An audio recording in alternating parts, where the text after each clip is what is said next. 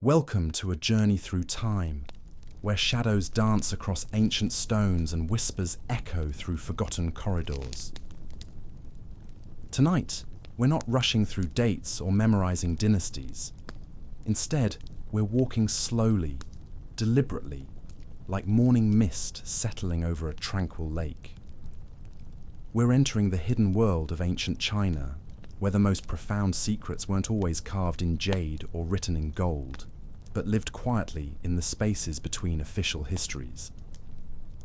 If you've ever wondered what really happened behind the silk curtains of imperial palaces, or what ordinary people whispered when the emperor's ears couldn't hear, then settle in, dim your lights, perhaps brew some tea, and let your mind drift gently backward through the centuries.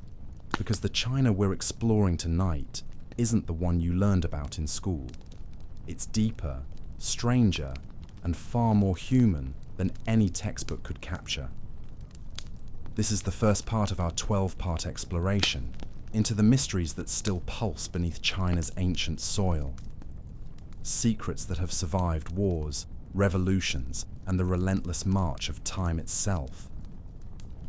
Some of these mysteries challenge everything we thought we knew about one of the world's oldest civilizations. Others reveal truths so quietly profound, they'll change how you see not just history, but humanity itself.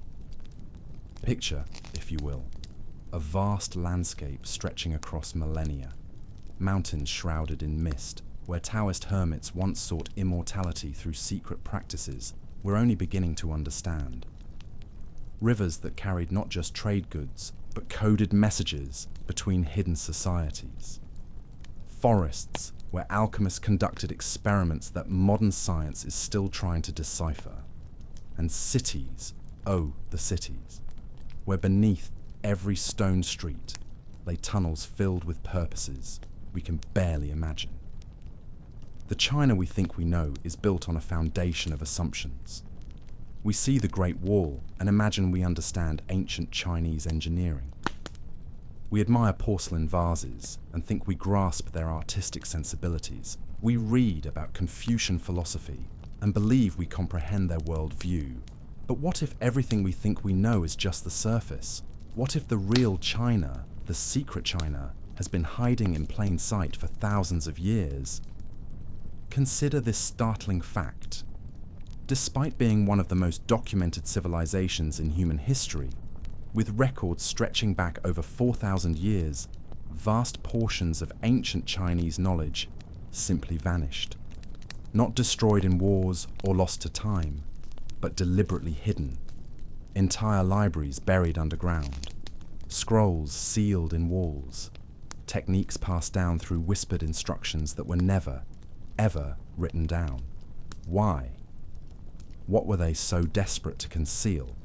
And more importantly, what traces of these secrets survive today, waiting for someone curious enough to notice the clues scattered across China's landscape, like pieces of an impossibly complex puzzle?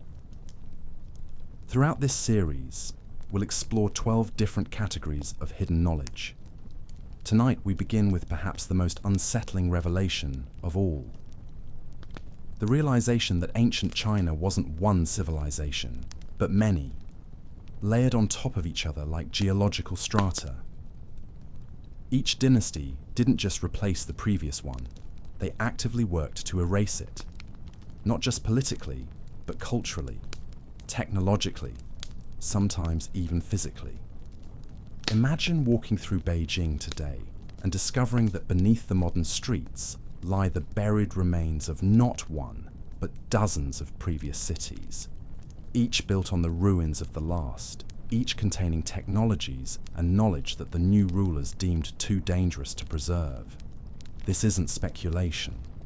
Archaeological evidence suggests that advanced metallurgy, astronomical instruments, and even primitive mechanical devices were deliberately destroyed and forgotten, only to be rediscovered centuries later by civilizations that assumed they were the first to invent them. But the most closely guarded secrets weren't technological, they were human. Ancient China developed sophisticated understanding of psychology, social control, and what we might today call behavioral engineering. They knew how to shape minds, how to create loyalty that transcended death, how to build systems of power so subtle that people willingly participated in their own subjugation without ever realizing it. These weren't the crude methods of obvious tyranny. They were elegant, almost artistic manipulations woven into daily life through ritual, architecture, even the design of household objects, a tea ceremony that reinforced social hierarchy, gardens that influenced mood and thought patterns, clothing that literally shaped how people moved through the world and how others perceived them. The imperial examination system, celebrated today as an early form of meritocracy, was actually a brilliant method of psychological control. It identified the most intelligent and ambitious individuals in the empire and channeled their energy into serving the state rather than challenging it. Those who succeeded became invested in maintaining the system that had elevated them. Those who failed were left believing their poverty was their own fault, not a result of systemic inequality. But here's where it gets truly fascinating. The architects of these systems left clues, subtle signatures embedded in their work that only someone looking for them would notice. Geometric patterns in palace layouts that encode mathematical principles. Poems that serve as instruction manuals for secret practices. Even furniture arranged in ways that create specific psychological effects. Modern researchers are only beginning to decode these hidden messages. What they're finding suggests that ancient Chinese understanding of human nature was far more sophisticated than we ever imagined. They knew things about consciousness, about the relationship between environment and behavior, about the mechanics of belief itself that Western science is only starting to rediscover. And then there are the deeper mysteries, the ones that challenge our basic assumptions about what ancient civilizations were capable of achieving. Archaeological sites where the construction methods remain unexplained. Texts that describe technologies that shouldn't have existed for another 1,000 years. Artifacts that seem to demonstrate knowledge of scientific principles that weren't officially discovered until the modern era. Take the Antikythera mechanism, the ancient Greek computer that baffled researchers for decades. China has dozens of similar mysteries, but they're hidden away in private collections, sealed in museum vaults, or simply dismissed as curiosities by scholars who can't explain them within the framework of accepted history. There are bronze mirrors that focus sound in ways that suggest advanced understanding of acoustics. Maps that show geographical features with accuracy that should have been impossible without aerial reconnaissance.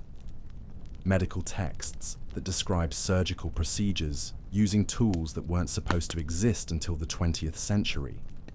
But perhaps the most intriguing secrets aren't technological at all.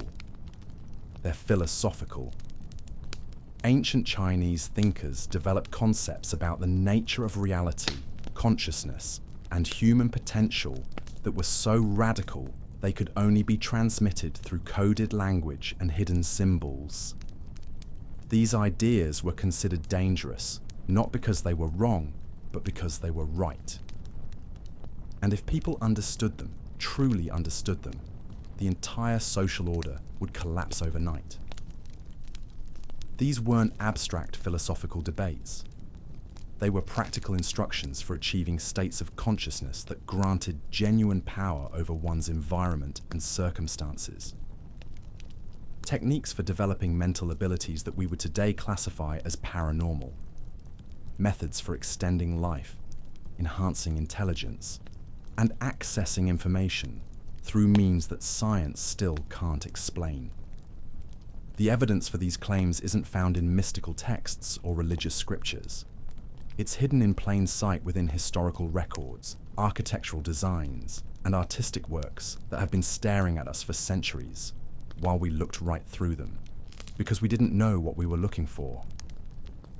Throughout this 12-part series, we're going to learn how to see these hidden messages, We'll explore burial sites where the arrangement of objects tells stories that contradict official histories. We'll examine artworks where the imagery encodes technical instructions. We'll visit locations where the landscape itself has been modified to create specific effects that modern science is only beginning to understand. We'll investigate the secret societies that preserved forbidden knowledge through centuries of political upheaval. The underground networks that smuggled not just goods and people, but ideas that could topple empires.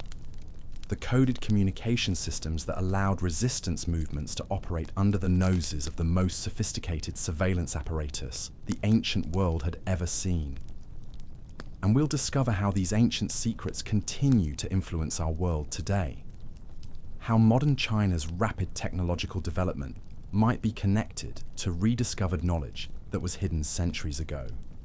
How traditional practices that seem purely cultural might actually be sophisticated technologies disguised as customs. By the end of this journey, you'll never look at Chinese history the same way again. You'll see the hidden layers beneath every museum exhibit, the secret purposes behind every architectural detail, the coded messages embedded in every classical text. You'll understand why so much knowledge was deliberately concealed, and why some of it remains hidden even today. But more than that, you'll glimpse something profound about human potential itself, about capabilities we've forgotten we possess, knowledge we've convinced ourselves is impossible, and possibilities that await rediscovery by anyone brave enough to look beyond the surface of accepted truth. The secrets of ancient China aren't just historical curiosities. They're keys to understanding who we really are, what we're truly capable of, and what kind of future we might create if we have the wisdom to learn from the hidden past. So take a deep breath, open your mind, and prepare to see 5,000 years of history through completely new eyes. The journey begins now, and nothing will ever look quite the same again. Now we step through a different doorway, one that leads us into the intimate chambers where power actually resided in ancient China. Not in the grand throne rooms where ceremonies unfolded for public consumption, but in the quiet spaces where real decisions were whispered between silk curtains and sealed with jade stamps that few ever saw.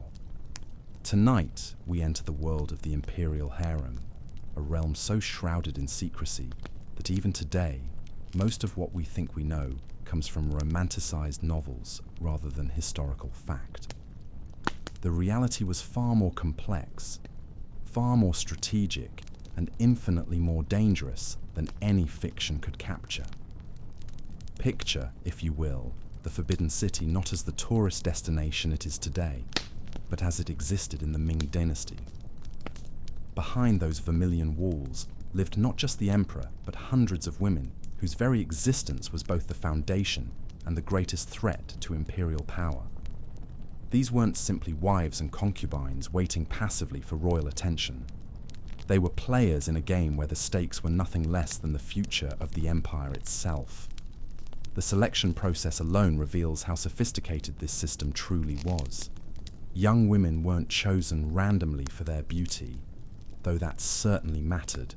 They were selected through a network of informants and evaluators who assessed not just physical attributes, but intelligence, family connections, psychological stability, and most importantly, their potential for producing male heirs who could carry forward the imperial bloodline. But here's what the official histories don't tell you. These women weren't powerless pawns. Many of them were highly educated, politically astute individuals who understood exactly what game they were playing. They arrived at court with their own agendas, their own networks of support, and their own plans for advancement that had nothing to do with romantic fantasy and everything to do with survival and power. Consider the daily reality of life in the inner palace. Hundreds of women living in close proximity, all competing for the attention of one man who might see each of them perhaps once or twice in their entire lives. The psychological pressure was immense, but it created something unexpected. a parallel government run entirely by women, with its own hierarchies, its own rules, and its own methods of wielding influence that were invisible to the outside world. The ranking system was brutally precise. At the top sat the empress, whose position was secure, but whose power depended on her ability to manage the complex web of relationships below her. Beneath her were the noble consorts, the pure consorts, the virtuous ladies, each rank carrying specific privileges and responsibilities. But the real power often resided with women who held no official rank at all, the ones who controlled information, who managed the flow of resources, who decided which whispered conversations reached which ears. These women developed their own language, their own codes, their own methods of communication that allowed them to coordinate activities right under the noses of the eunuchs and officials who were supposed to be monitoring them. A particular way of arranging flowers could signal a planned meeting. The choice of which jewelry to wear could indicate allegiances or warnings. Even the way they walked through the courtyards conveyed messages to those who knew how to read them. And then there were the children. Every pregnancy in the imperial harem was a political event that could reshape the entire structure of the court. A male heir could elevate a low-ranking concubine to unprecedented power overnight, but it also made her a target for elimination by rivals who understood that their own children's futures depended on removing the competition. The methods were subtle, almost artistic in their cruelty, a gift of rare delicacies that happened to contain herbs known to cause miscarriage, a suggestion that a pregnant woman needed more exercise, leading to convenient accidents on marble stairs, medical treatments that were slightly wrong, administered by physicians who had been influenced by the right bribes or threats. But the women weren't defenseless. They developed their own protection networks, their own methods of detecting and countering threats. Some became experts in toxicology, able to identify poisons by taste or smell. Others cultivated relationships with palace guards, who could provide physical protection. The smartest ones learned to appear weak and harmless, while building power bases that were invisible to their enemies. The eunuch system adds another layer of complexity to this hidden world. These castrated men who served the imperial household were often portrayed as powerless servants, but the reality was quite different. Many eunuchs wielded enormous influence, controlling access to the emperor and managing the day-to-day operations of the palace. Some became incredibly wealthy, accumulating fortunes that rivaled those of the highest nobles. But their relationship with the women of the harem was particularly intricate. Unable to pose a sexual threat, eunuchs could move freely through the women's quarters in ways that other men could not. This made them valuable allies, confidants, and sometimes lovers, in relationships that defied both biology and imperial law. The emotional and psychological bonds that formed between certain eunuchs and imperial women created power alliances that could influence everything from military appointments to trade policies. The documentation of these relationships was deliberately obscured. Official records speak in euphemisms and coded language that historians are still trying to decipher. But private letters, discovered in hidden compartments and secret caches, reveal a world of genuine affection, bitter rivalry, and political maneuvering that makes modern political dramas seem simplistic by comparison. One particularly fascinating aspect of harem politics was how information flowed between the inner palace and the outside world. The women weren't completely isolated. They had networks of communication that extended far beyond the forbidden city walls. Messages were smuggled out through servants, merchants, and even religious pilgrims who visited the palace temples. Intelligence about court politics, imperial health, and succession plans was bought and sold like any other commodity. This information network worked both ways. The women of the harem often knew about external political developments before many government officials did. They received reports about military campaigns, natural disasters, and regional rebellions, that allowed them to position themselves advantageously for whatever changes might be coming. Some became informal advisors to the emperor, their insights shaped by intelligence-gathering capabilities that rivaled those of the official spy networks. The economic power of the harem was also far greater than most people realize. These women controlled vast personal fortunes, managed complex business enterprises, and influenced trade policies through their family connections. Some owned entire shipping fleets, controlled mining operations, or held monopolies on luxury goods. The idea that they were simply decorative objects waiting for imperial attention is not just wrong, it's historically absurd. When dynasties fell, as they inevitably did, the women of the harem often played crucial roles in determining what happened next. Some facilitated the peaceful transition of power by negotiating with incoming rulers. Others organized resistance movements that could prolong conflicts for years. A few actually seized power themselves, ruling as regents or even as emperors in their own right. But perhaps the most remarkable aspect of this hidden world was how knowledge was preserved and transmitted. The women of the imperial harem were often highly educated, literate in classical Chinese, skilled in poetry and painting, knowledgeable about history and philosophy. When political upheavals threatened to destroy libraries and schools, these women sometimes became the guardians of intellectual traditions that might otherwise have been lost forever. They developed their own educational systems within the palace walls, teaching younger women not just etiquette and domestic skills, but literature, mathematics, astronomy, and medicine. Some of the most important medical texts dealing with women's health were written by imperial concubines who had access to the best physicians of their time and the leisure to conduct their own research and experimentation. The art that emerged from the harem tells its own story. Paintings that appear to be simple decorative works often contain coded messages about political events or personal relationships.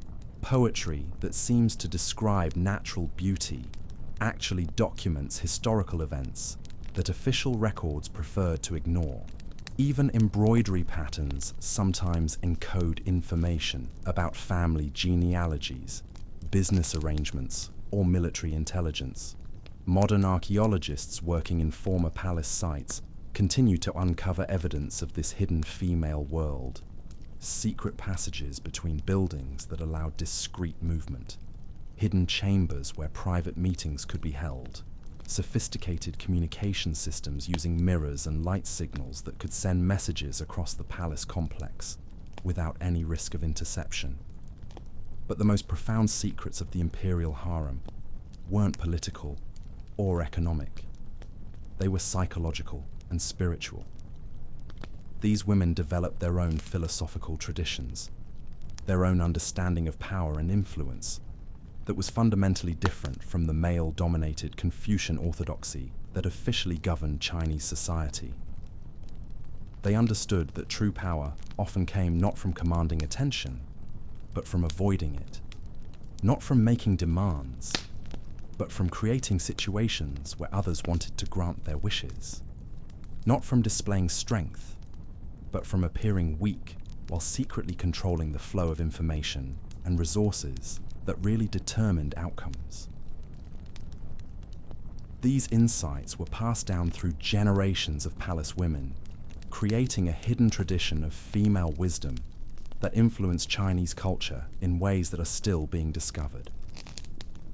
The techniques they developed for reading people, for managing complex social dynamics, for achieving goals through indirect means, were so effective that they spread beyond the palace walls and became part of the broader cultural toolkit that Chinese people use to navigate their social world. As we prepare to leave this hidden realm behind silk curtains, consider how much of what we think we know about Chinese history might be incomplete simply because it was written by men who had no access to the spaces where women wielded their own forms of power.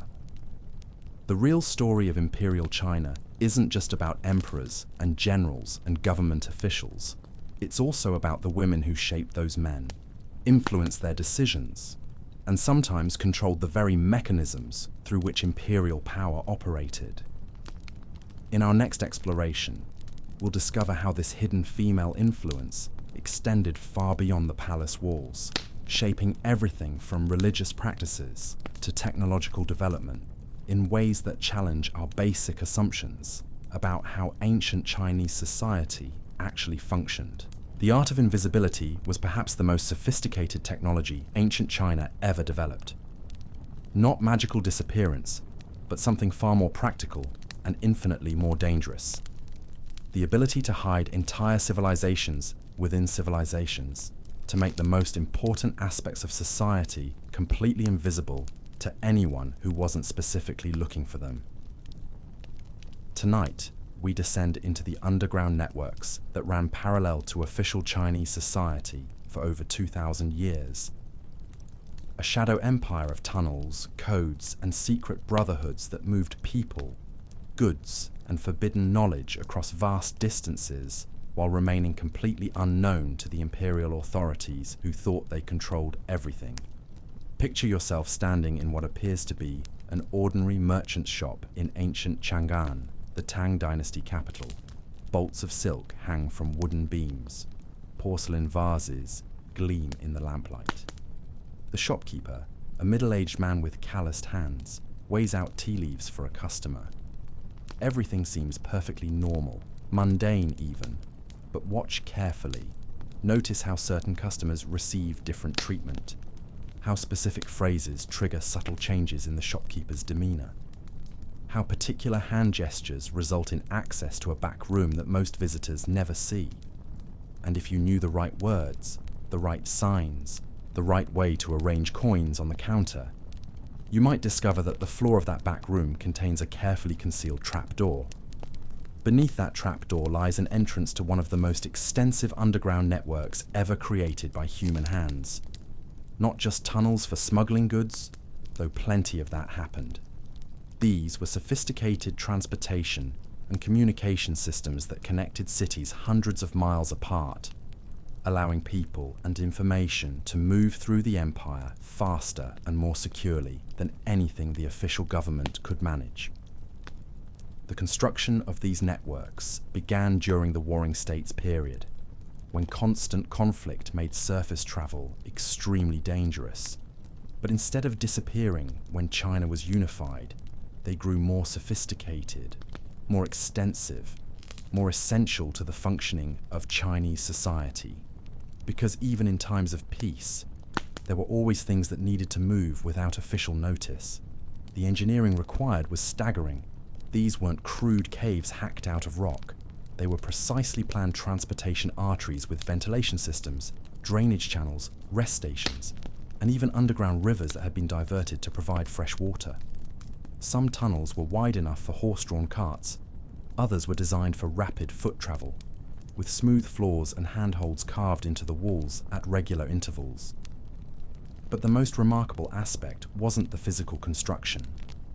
It was the social organization required to build and maintain such a system across centuries without detection. This required a level of coordination, discipline, and secrecy that modern intelligence agencies would envy. The network was managed by what historians now call the Brotherhood of Shadows, though they never used that name for themselves. They were merchants, craftsmen, farmers, and scholars who lived ordinary lives on the surface, while participating in an invisible society that had its own laws, its own justice system, its own methods of recruitment and advancement. Membership wasn't hereditary, though family connections certainly helped. New members were identified through a process that could take years. Potential recruits were observed, tested, and evaluated before anyone even approached them directly. The selection criteria were rigid: intelligence, obviously, discretion, absolutely essential, but also psychological stability, physical courage, and most importantly, the ability to compartmentalize information so completely that even under torture, a captured member could only reveal the specific details of their own role. The organizational structure was brilliant in its simplicity. No individual knew more than they absolutely needed to know. A courier might know the locations of 3 safe houses and the recognition codes for 5 different contacts, but nothing about the broader network. A safe house operator might know how to hide and feed travelers, but not where they came from or where they were going. Even high-level coordinators only understood their own section of the overall system. This cellular structure made the network virtually impossible to destroy through conventional means. Authorities might capture individual members, raid specific locations, even uncover entire regional branches. But the network as a whole would continue functioning, quickly developing new routes and contacts to replace whatever had been compromised. The purposes served by this underground society were far more complex than simple criminal activity. Yes, they smuggled goods to avoid imperial taxes, but they also moved people who needed to escape political persecution, transported scholars whose ideas were considered dangerous, and preserved knowledge that official doctrine wanted to suppress. During the book-burning campaigns that periodically swept through Chinese history, when emperors decided that certain ideas posed threats to social stability, the Brotherhood of Shadows became a kind of underground library. Prohibited texts were copied, hidden, and distributed through the tunnel networks. Scholars whose work had been banned could continue their research in hidden chambers supplied with everything they needed to continue their intellectual pursuits. The network also served as an early warning system for political upheaval. Information about military movements, changes in imperial policy, and regional disasters flowed through the tunnels faster than official communications could travel. This allowed communities to prepare for troubles that the government either couldn't or wouldn't warn them about. But perhaps most importantly, the network preserved alternative versions of history. Official records were carefully curated to support whatever dynasty happened to be in power.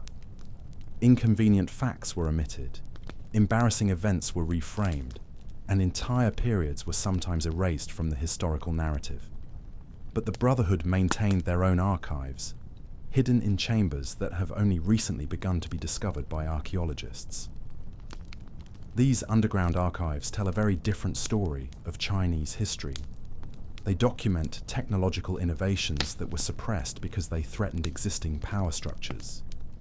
They preserve accounts of popular uprisings that official histories dismissed as mere banditry. They contain evidence of foreign contacts and cultural exchanges that challenge accepted narratives about China's historical isolation. One particularly fascinating discovery involves what appear to be detailed maps of ocean currents and wind patterns that suggest Chinese navigators were conducting long-distance sea voyages centuries before such expeditions were officially sanctioned. The maps are accompanied by logs describing lands and peoples that don't match any known historical records, raising questions about just how much of the world ancient Chinese explorers might have actually seen. The Brotherhood also developed their own technological innovations, often in advance of anything available to the general population. They created portable writing systems using collapsible brushes and concentrated inks that could produce detailed documents in minimal space. They developed food preservation techniques that allow travelers to carry nutritious meals for weeks without spoilage. They even created early forms of chemical communication using scents and powders that could convey complex messages to anyone who knew how to interpret them. The medical knowledge preserved in these underground networks was particularly advanced. Cut off from official medical establishments, Brotherhood physicians had to develop their own treatments for everything from battlefield injuries to epidemic diseases. They became experts in trauma surgery, developed effective anesthetics from local plants, and created diagnostic techniques that were often more accurate than anything available in imperial hospitals.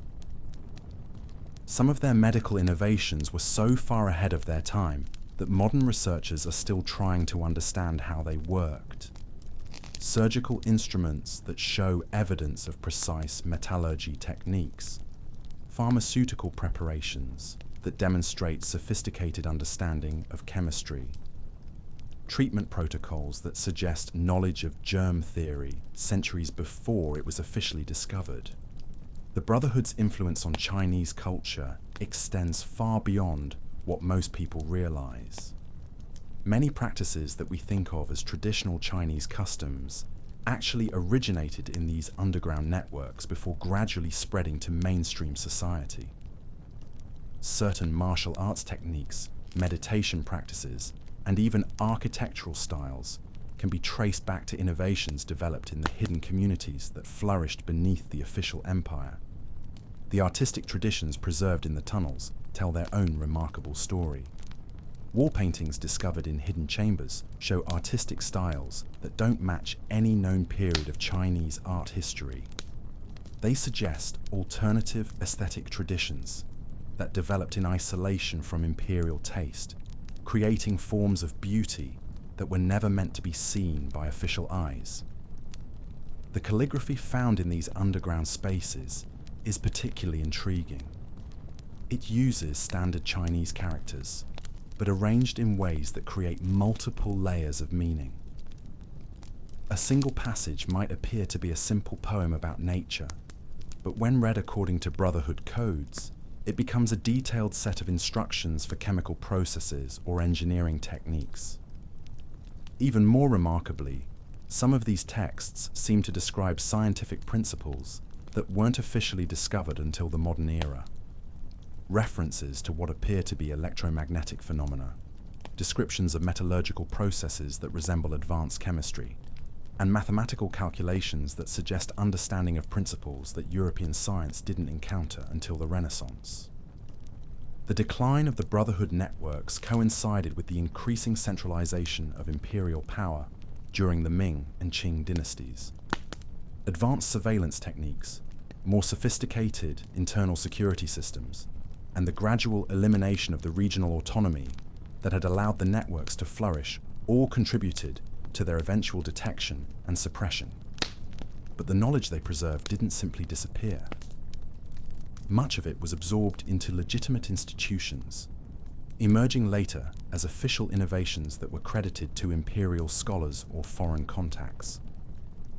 Some of the most celebrated achievements of later Chinese civilization might actually be rediscoveries of techniques that had been developed centuries earlier in the hidden laboratories and workshops of the underground networks. Modern China's rapid technological development might be connected to the rediscovery of some of these ancient innovations. Archaeological excavations continue to uncover hidden chambers filled with texts and artifacts that suggest capabilities far beyond what conventional history acknowledges. The challenge for contemporary researchers is learning to read the codes, interpret the symbols, and understand the technical instructions that were deliberately obscured to prevent unauthorized access. The psychological sophistication of the Brotherhood networks was perhaps their most remarkable achievement. They understood that the most effective way to preserve dangerous knowledge wasn't to hide it, but to hide it in plain sight. They embedded technical instructions in religious texts, disguised political communications as love poetry, and concealed maps and diagrams in decorative art that could hang openly in any home without attracting suspicion. This tradition of hidden meaning became so deeply embedded in Chinese culture that it influences communication patterns even today. The ability to convey complex ideas through subtle implications, to read between the lines of official statements, and to coordinate group activities through seemingly innocent social interactions, all trace back to techniques developed by these underground networks. As we emerge from these hidden tunnels and return to the surface world of official history, we carry with us a profound realization. The China we think we know, the China of emperors and dynasties and grand architectural monuments, was only half the story. Beneath it all, invisible but essential, ran a parallel civilization that preserved, protected, and transmitted the knowledge that really mattered for human survival and advancement. In our next exploration, we'll discover how this hidden knowledge shaped one of ancient China's most misunderstood institutions. The imperial examination system that everyone assumes was about selecting government officials, but which actually served a far more complex and darker purpose that most historians have completely missed. The examination halls stretched endlessly through the capital, row upon row of tiny wooden cells barely large enough for a man to sit upright. Each cell contained nothing but a wooden board, an inkstone, and a bucket. No windows, no comfort, no escape. For 3 days and nights, thousands of China's brightest minds would be locked inside these boxes, competing for positions that would determine not just their own futures, but the shape of the empire itself. But what if everything we've been told about the imperial examination system is wrong? What if this wasn't really about finding the best administrators or rewarding scholarly merit? What if it was actually the most sophisticated system of psychological control ever devised, designed not to elevate talent, but to channel it, direct it, and ultimately neutralize any threat it might pose to imperial power? Tonight we enter the hidden world of China's examination system, where the real purpose had nothing to do with education and everything to do with creating a class of willing servants who would police themselves more effectively than any army ever could. Picture a young scholar named Wei, hunched over his writing board in one of those suffocating cells. He's been preparing for this moment his entire life. Rising before dawn to memorize classical texts, copying thousands of characters until his hand cramped and his eyes burned, studying poetry, philosophy, and statecraft until he could recite entire books from memory. His family has sacrificed everything to give him this chance. Sold land, borrowed money, gone without food, so he could afford tutors and books. Wei believes he's competing for a position in the imperial bureaucracy, a chance to serve his country and elevate his family's status.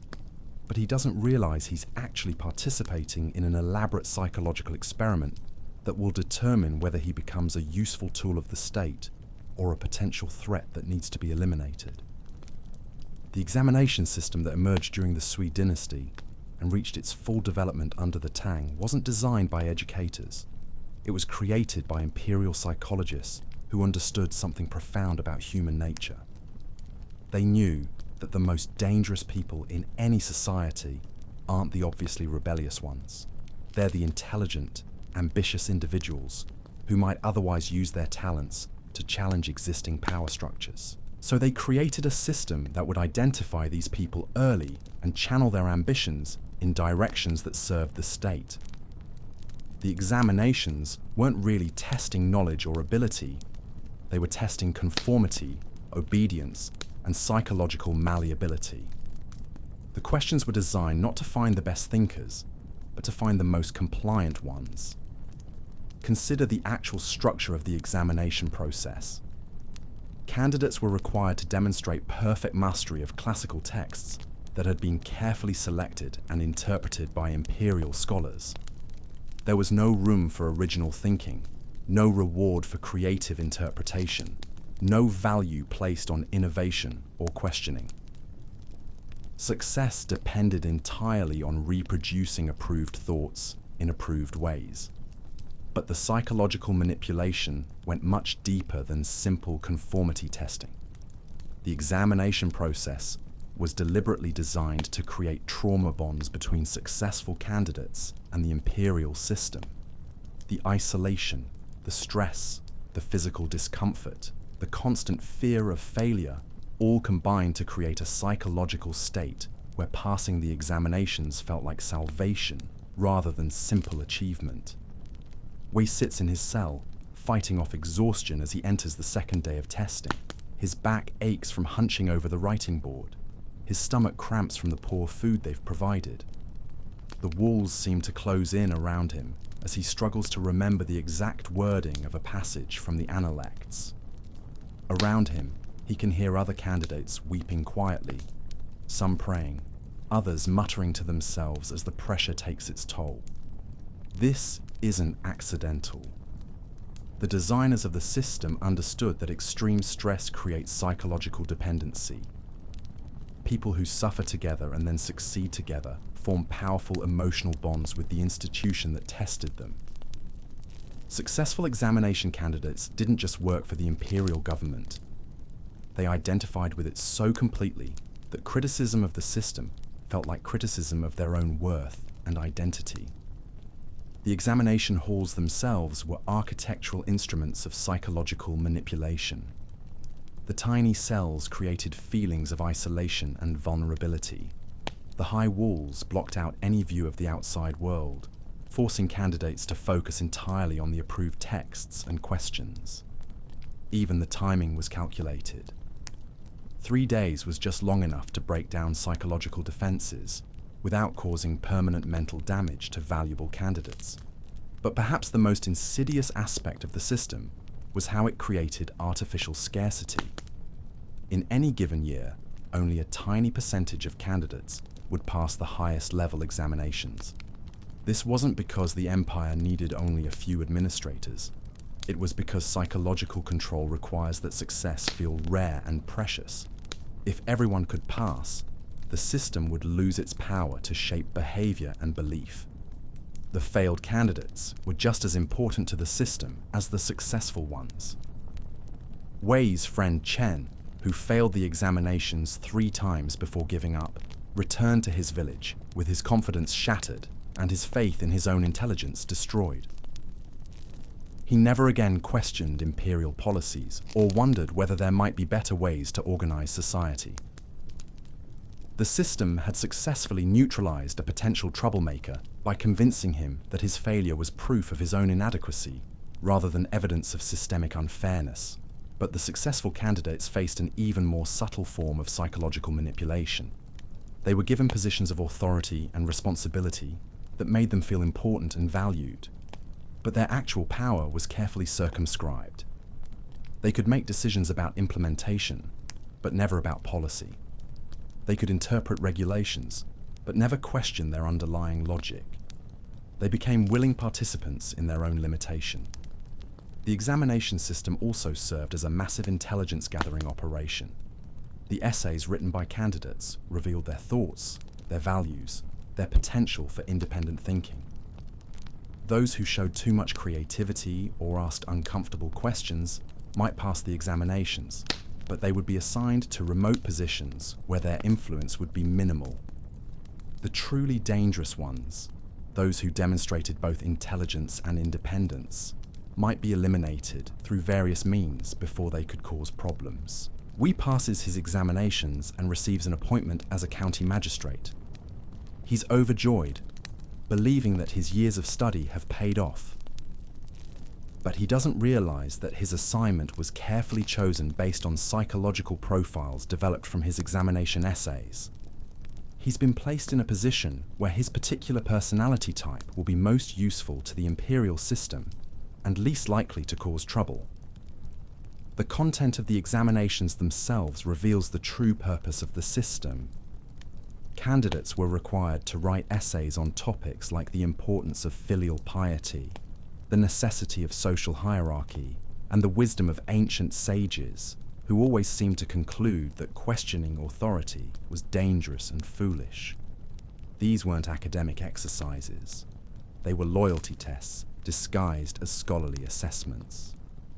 Over time, the examination system created a self-perpetuating elite that was psychologically incapable of imagining alternatives to the existing order. Successful candidates became examination officials themselves, designing tests that would identify and reward the same type of compliant intelligence that had characterized their own success. The system evolved to become more effective at psychological manipulation with each generation. The regional variations in the examination system reveal how sophisticated this psychological control really was. Different provinces emphasized different classical texts and required different types of essays, but always in ways that reflected local political conditions and potential sources of unrest. Areas with histories of rebellion might emphasize texts about the importance of stability. Regions with strong merchant classes might focus on passages about the nobility of agricultural labor. But the most remarkable aspect of the examination system was how it created the illusion of meritocracy while actually reinforcing existing power structures. Wealthy families could afford better tutors, more books, and years of full-time study. Poor candidates like Wei might occasionally succeed through exceptional ability and determination, but their success only served to legitimize a system that systematically excluded their social class. The psychological profiles developed through the examination process were used for much more than job assignments. They helped imperial authorities predict and prevent potential rebellions by identifying natural leaders before they could gain influence. They guided marriage arrangements among the elite to ensure that genetic and social traits conducive to loyalty were passed to the next generation. They even influenced architectural and urban planning decisions, ensuring that examination graduates would live and work in environments that reinforce their psychological conditioning. Modern analysis of surviving examination papers reveals coding systems that most historians have missed completely. Certain phrases and character combinations served as signals that identified candidates' family backgrounds, political affiliations, and potential security risks. What appeared to be scholarly essays were actually elaborate intelligence reports that candidates unknowingly wrote about themselves and their communities. The examination system's influence extended far beyond the individuals who participated in it. Families throughout the empire organized their entire lives around the possibility that one of their sons might pass the examinations. This created a culture of conformity and intellectual timidity that affected even people who never set foot in an examination hall. The mere existence of the system shaped how people thought, what they valued, and what kinds of questions they dared to ask. Wei, now serving as a magistrate, begins to notice inconsistencies in the policies he's required to implement. Some regulations seem counterproductive, even harmful to the people he's supposed to serve. But when he considers voicing his concerns, he remembers his examination training. The classical texts emphasized the importance of trusting superior wisdom, even when it wasn't immediately apparent. His psychological conditioning prevents him from questioning decisions made by higher authorities. The examination system also served as a cover for more direct forms of social control. The prestige associated with scholarly achievement masked the fact that examination graduates were essentially highly educated prison guards, tasked with keeping their own communities under surveillance and control. They reported on local sentiment, identified potential troublemakers, and ensured that imperial policies were implemented regardless of their local impact. But perhaps the most insidious aspect of the system was how it convinced intelligent people to participate in their own intellectual imprisonment. Examination candidates spent years filling their minds with approved thoughts and approved ways of thinking. By the time they achieved success, they had internalized the very limitations that the system was designed to impose. They genuinely believed that the classical text contained all necessary wisdom, and that innovation or questioning was not just dangerous, but unnecessary. The examination system's true genius lay in its ability to make psychological control feel like intellectual achievement. Candidates who successfully memorized thousands of pages of approved text felt scholarly and accomplished.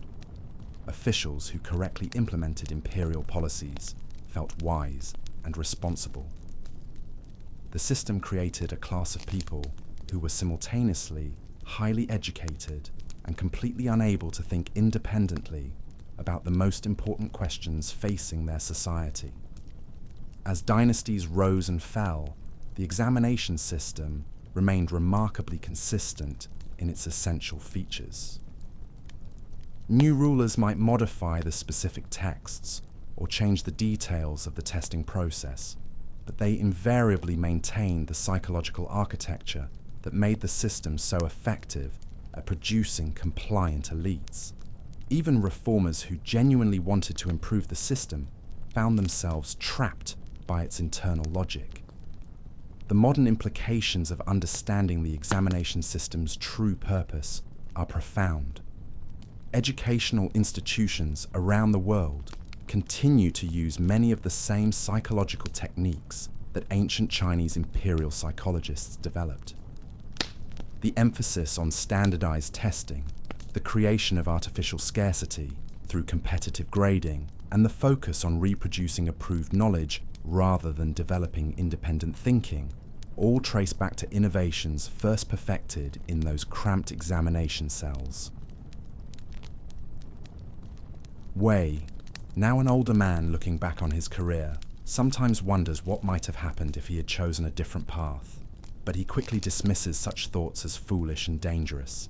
His examination training taught him that questioning the system that elevated him would be not just ungrateful, but evidence of moral weakness. He dies believing that he served his country well, never realizing that his greatest service was his willingness to limit his own potential in service to imperial power. The examination system represents something more troubling than simple political control. It demonstrates how sophisticated psychological manipulation can make people complicit in their own limitation. The most effective forms of control aren't imposed from outside. They're internalized so completely that they feel like personal values rather than external constraints. As we prepare to leave these examination halls behind, consider how many aspects of modern life might be serving similar functions. How many institutions that claim to reward merit might actually be designed to channel talent in predetermined directions? How many systems that appear to offer opportunity might actually be sophisticated methods of psychological control? In our next exploration, we'll discover how the psychological techniques perfected in the examination system were applied to an even more intimate aspect of Chinese life. The marriage customs and family structures that everyone assumes were about love and kinship, but which actually served as the foundation for a system of social control so subtle that most people never realized they were living inside it. The marriage pavilion stood silent in the moonlight, its red pillars gleaming like dried blood in the darkness. Inside, preparations had been underway for months.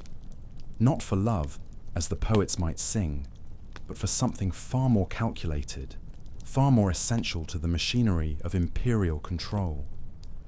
Tonight, we enter the hidden world of Chinese marriage customs, where every ritual, every tradition, every seemingly romantic gesture served a purpose that had nothing to do with happiness and everything to do with social engineering on a scale that makes modern surveillance states look primitive by comparison. Picture yourself in a wealthy household during the Song dynasty, watching as a young woman named Lotus sits perfectly still, while servants apply layer after layer of white powder to her face. Her hands rest motionless in her lap, trained since childhood never to fidget, never to show emotion that might disrupt the careful choreography of her wedding day. She hasn't seen her future husband more than twice. Brief glimpses during formal negotiations between their families. But this isn't about her feelings. It never was. What we're witnessing isn't a celebration of love, but the final stage of a process that began before Lotus was even born. A process designed to ensure that Chinese society would reproduce itself exactly generation after generation, with no possibility of deviation, no chance for change, no room for the kind of individual choice that might disrupt the carefully maintained social order. The matchmaking system that governed Chinese marriages was one of the most sophisticated forms of social control ever devised. Professional matchmakers weren't simply arranging marriages between compatible individuals. They were implementing a complex algorithm of social engineering that took into account family lineage, economic status, psychological compatibility, and even genetic traits that would produce children suited for specific roles in society. These matchmakers maintained detailed records that went back generations. They knew which families produced sons with strong backs, suitable for military service, which bloodlines were prone to producing scholars with the right temperament for government service, which genetic combinations resulted in daughters who would be appropriately submissive wives and mothers. Marriage wasn't left to chance or emotion. It was planned with the precision of a military campaign. But the true genius of the system lay in how it convinced everyone involved that they were participating in something beautiful and meaningful rather than a form of human breeding program. The elaborate rituals, the poetic language, the emphasis on family honor and ancestral approval, all served to mask the coldly practical purposes that really drove the matchmaking process. Consider the betrothal negotiations that preceded Lotus's wedding. Her father and the groom's family spent months discussing not just financial arrangements, but detailed assessments of character traits, family medical histories, and behavioral patterns that would determine how well their children would serve the state's needs. These weren't casual conversations. They were formal evaluations conducted according to criteria that had been refined over centuries of experimentation. The timing of marriages was equally calculated. Young women were typically married between the ages of 16 and 20, when they were old enough to bear children, but young enough to be molded by their new families. The age gap between husband and wife was carefully calibrated to ensure that the husband would have sufficient authority to shape his wife's behavior and beliefs according to family traditions that supported imperial values. The wedding ceremony itself was a masterpiece of psychological conditioning. Every ritual reinforced specific messages about hierarchy, obedience, and the subordination of individual desires to family needs. When Lotus kowtowed to her new in-laws, she wasn't just showing respect. She was publicly acknowledging that her own identity had been dissolved and replaced with a new one defined entirely by her relationship to her husband's family. The red wedding dress that Lotus wears carries symbolism that goes far beyond simple color preference. Red represents not just good fortune, but blood, sacrifice, and the willingness to shed one's previous identity in service to family continuity. The elaborate headdress weighs so much that she can barely lift her head, a physical reminder that marriage brings responsibilities that will burden her for the rest of her life. But perhaps the most insidious aspect of the marriage system was how it used love itself as a tool of control. Young couples were taught that true affection could only develop within the proper framework of arranged marriage. That emotional attachment that preceded formal family approval was selfish and dangerous. Love became something that was earned through obedience rather than something that motivated choice. The role of mothers-in-law in this system reveals its true psychological sophistication. These women weren't simply difficult relatives making life hard for new brides. They were the primary agents of a conditioning process designed to break down whatever independent spirit a young woman might have retained despite years of careful upbringing. The seemingly petty criticisms, the impossible standards, the constant surveillance, all served to ensure that new wives would internalize their subordinate status so completely that external control would become unnecessary. Lotus learns this during her first months in her new home. Her mother-in-law criticizes everything, from how she pours tea to how she arranges flowers, but always in language that suggests these corrections are motivated by love and concern for family harmony. The psychological pressure is intense but subtle, designed to make Lotus blame herself for any friction rather than questioning the system that created it. The economic aspects of marriage reveal another layer of social control. Dowries and bride prices weren't just financial transactions. They were mechanisms for ensuring that families remained economically dependent on each other in ways that made rebellion against social norms economically catastrophic. A family that allowed their daughter to marry for love rather than strategic advantage might find themselves cut off from the business networks and mutual support systems that made survival possible. The documentation requirements for marriage created one of the world's first comprehensive population databases, records of every marriage, including detailed information about family backgrounds, were maintained by local officials and regularly reported to imperial authorities. This allowed the government to track genetic lines, monitor political affiliations, and identify potential sources of social instability before they could develop into actual threats.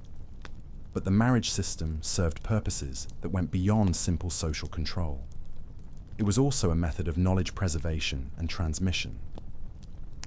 Different families specialized in different skills and crafts, and marriage alliances were often arranged to ensure that valuable techniques would be passed to the next generation in the most effective possible combinations.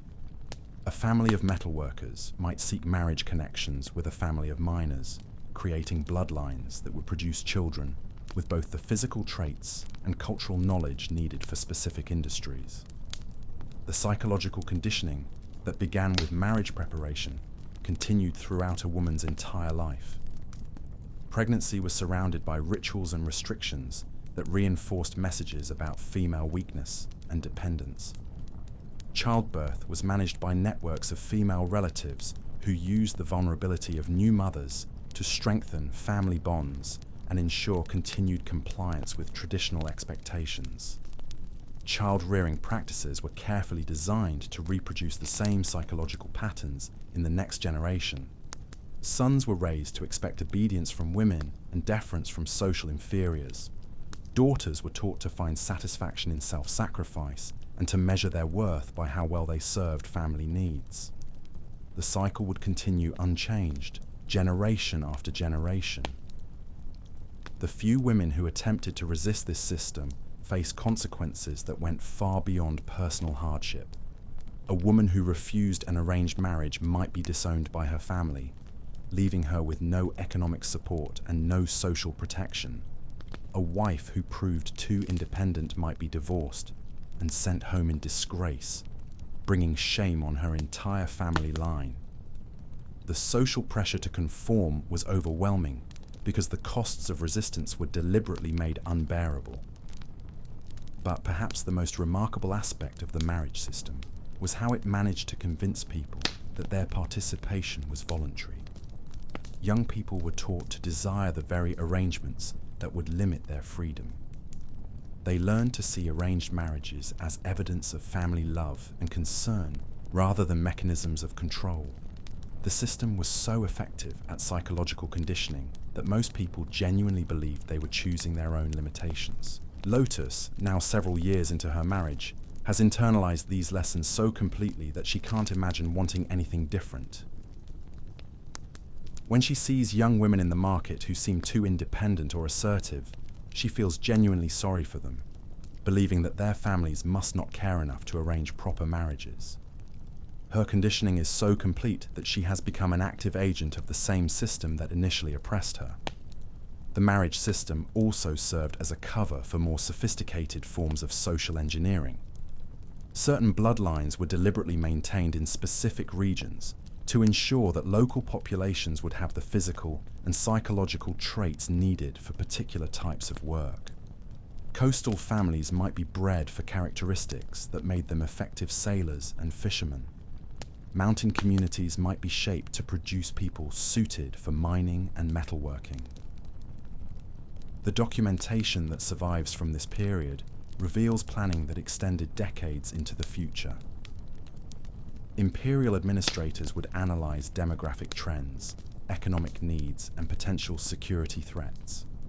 Then implement marriage policies designed to ensure that future generations would have the characteristics needed to address anticipated challenges. Modern geneticists studying Chinese population patterns have found evidence that this social engineering was remarkably effective. Regional differences in physical traits, cognitive abilities, and even personality characteristics can often be traced back to marriage policies implemented centuries ago. The Chinese government essentially created different types of humans optimized for different functions within their society.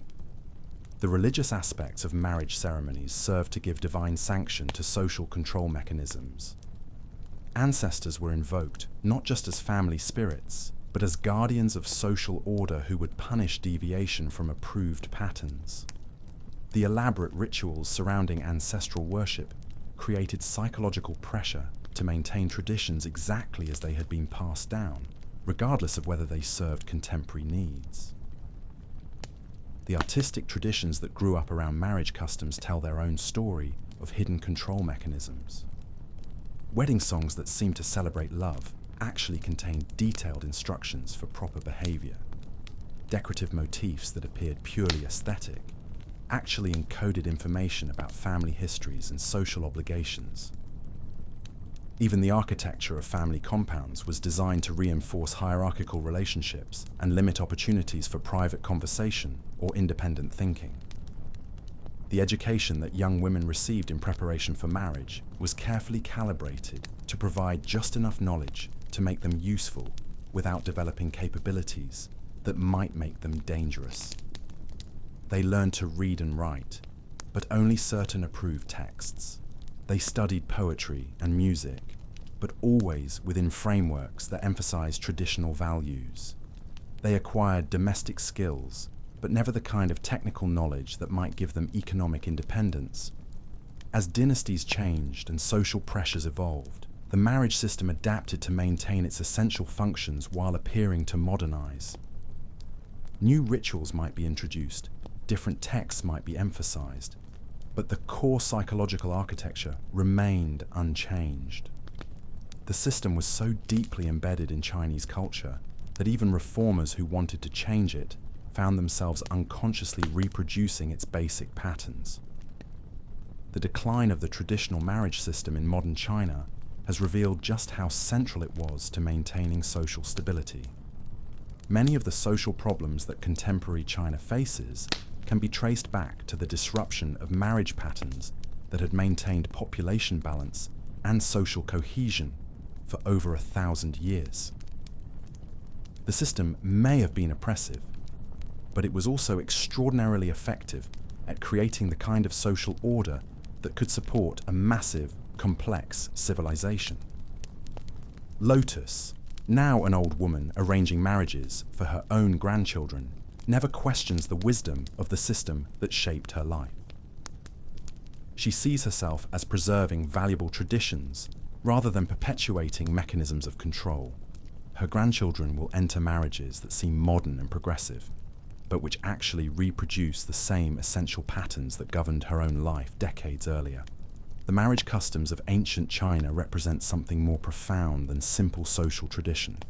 They demonstrate how thoroughly human behavior can be shaped through institutions that appear natural and beneficial, while actually serving purposes that most participants never recognize. The techniques developed for controlling marriage and family formation were so sophisticated that they influenced social engineering projects throughout the world. As we prepare to leave these wedding pavilions behind, consider how many aspects of modern relationship culture might be serving similar functions. How many dating apps, marriage customs, and family traditions that seem designed to promote happiness might actually be channeling human behavior in predetermined directions. How many choices that feel personal and meaningful might actually be the predictable results of psychological conditioning that began long before we were born? In our next exploration, we'll discover how the social control mechanisms perfected through marriage customs were applied to an even more fundamental aspect of human existence: the religious and spiritual practices that everyone believed connected them to the divine, but which actually served as the most sophisticated system of thought control ever devised by human civilization. The incense coiled upward in lazy spirals, carrying prayers and secrets towards heaven in equal measure. But what if those whispered devotions weren't reaching the divine at all? What if they were being intercepted, catalogued, and used to map the very souls of an empire? Tonight we step into the most sacred spaces of ancient China, where temples served as something far more complex than houses of worship. They were the final piece in a puzzle of control so complete, so elegant, that it transformed the deepest human longings into instruments of imperial power. Picture yourself approaching a Buddhist monastery at dawn, when the morning mist still clings to the curved rooftops, and the sound of wooden fish drums echoes across the valley. The monks move in silent procession, their shaved heads gleaming in the pale light, their robes the color of autumn leaves. Everything appears serene, spiritual, removed from the worldly concerns of politics and power. But beneath this tranquil surface lies a network of surveillance and psychological manipulation that would make modern intelligence agencies weep with envy. The young novice named Cloud, barely 16 and fresh from his village, believes he has escaped the corruption of secular life by entering the monastery. His head has been shaved, his worldly possessions surrendered, his name replaced with one that reflects his spiritual aspirations. He thinks he's beginning a journey toward enlightenment. He doesn't realize he's actually entering the most sophisticated mind control facility ever created by human hands. The daily routine that governs Cloud's new life appears designed for spiritual development. Rising before dawn for meditation. Copying sutras until his fingers cramp and his eyes burn. Listening to Dharma talks that seem to offer wisdom about the nature of existence. But every aspect of this routine has been carefully calibrated to serve purposes that have nothing to do with enlightenment and everything to do with creating perfectly compliant citizens. The meditation practices that Cloud learns aren't ancient wisdom, preserved unchanged for centuries. They're psychological techniques refined through generations of experimentation to produce specific mental states. The breathing exercises that seem designed to calm the mind actually create heightened suggestibility. The visualization practices that appear to develop spiritual insight actually implant specific thought patterns that make independent thinking increasingly difficult. Consider the architecture of the monastery itself. The layout seems random to casual observers, but every building, every pathway, every courtyard has been positioned according to principles that modern psychologists are only beginning to understand. The meditation hall faces east, not for symbolic reasons, but because morning light creates optimal conditions for the kind of brain entrainment that makes novices more receptive to instruction.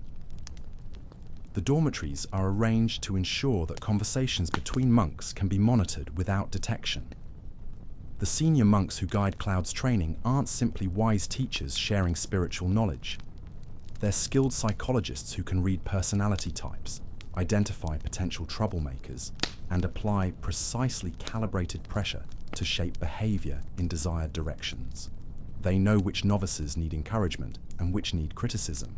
They understand how to use isolation, sleep deprivation, and dietary restrictions to break down psychological defenses without causing obvious harm.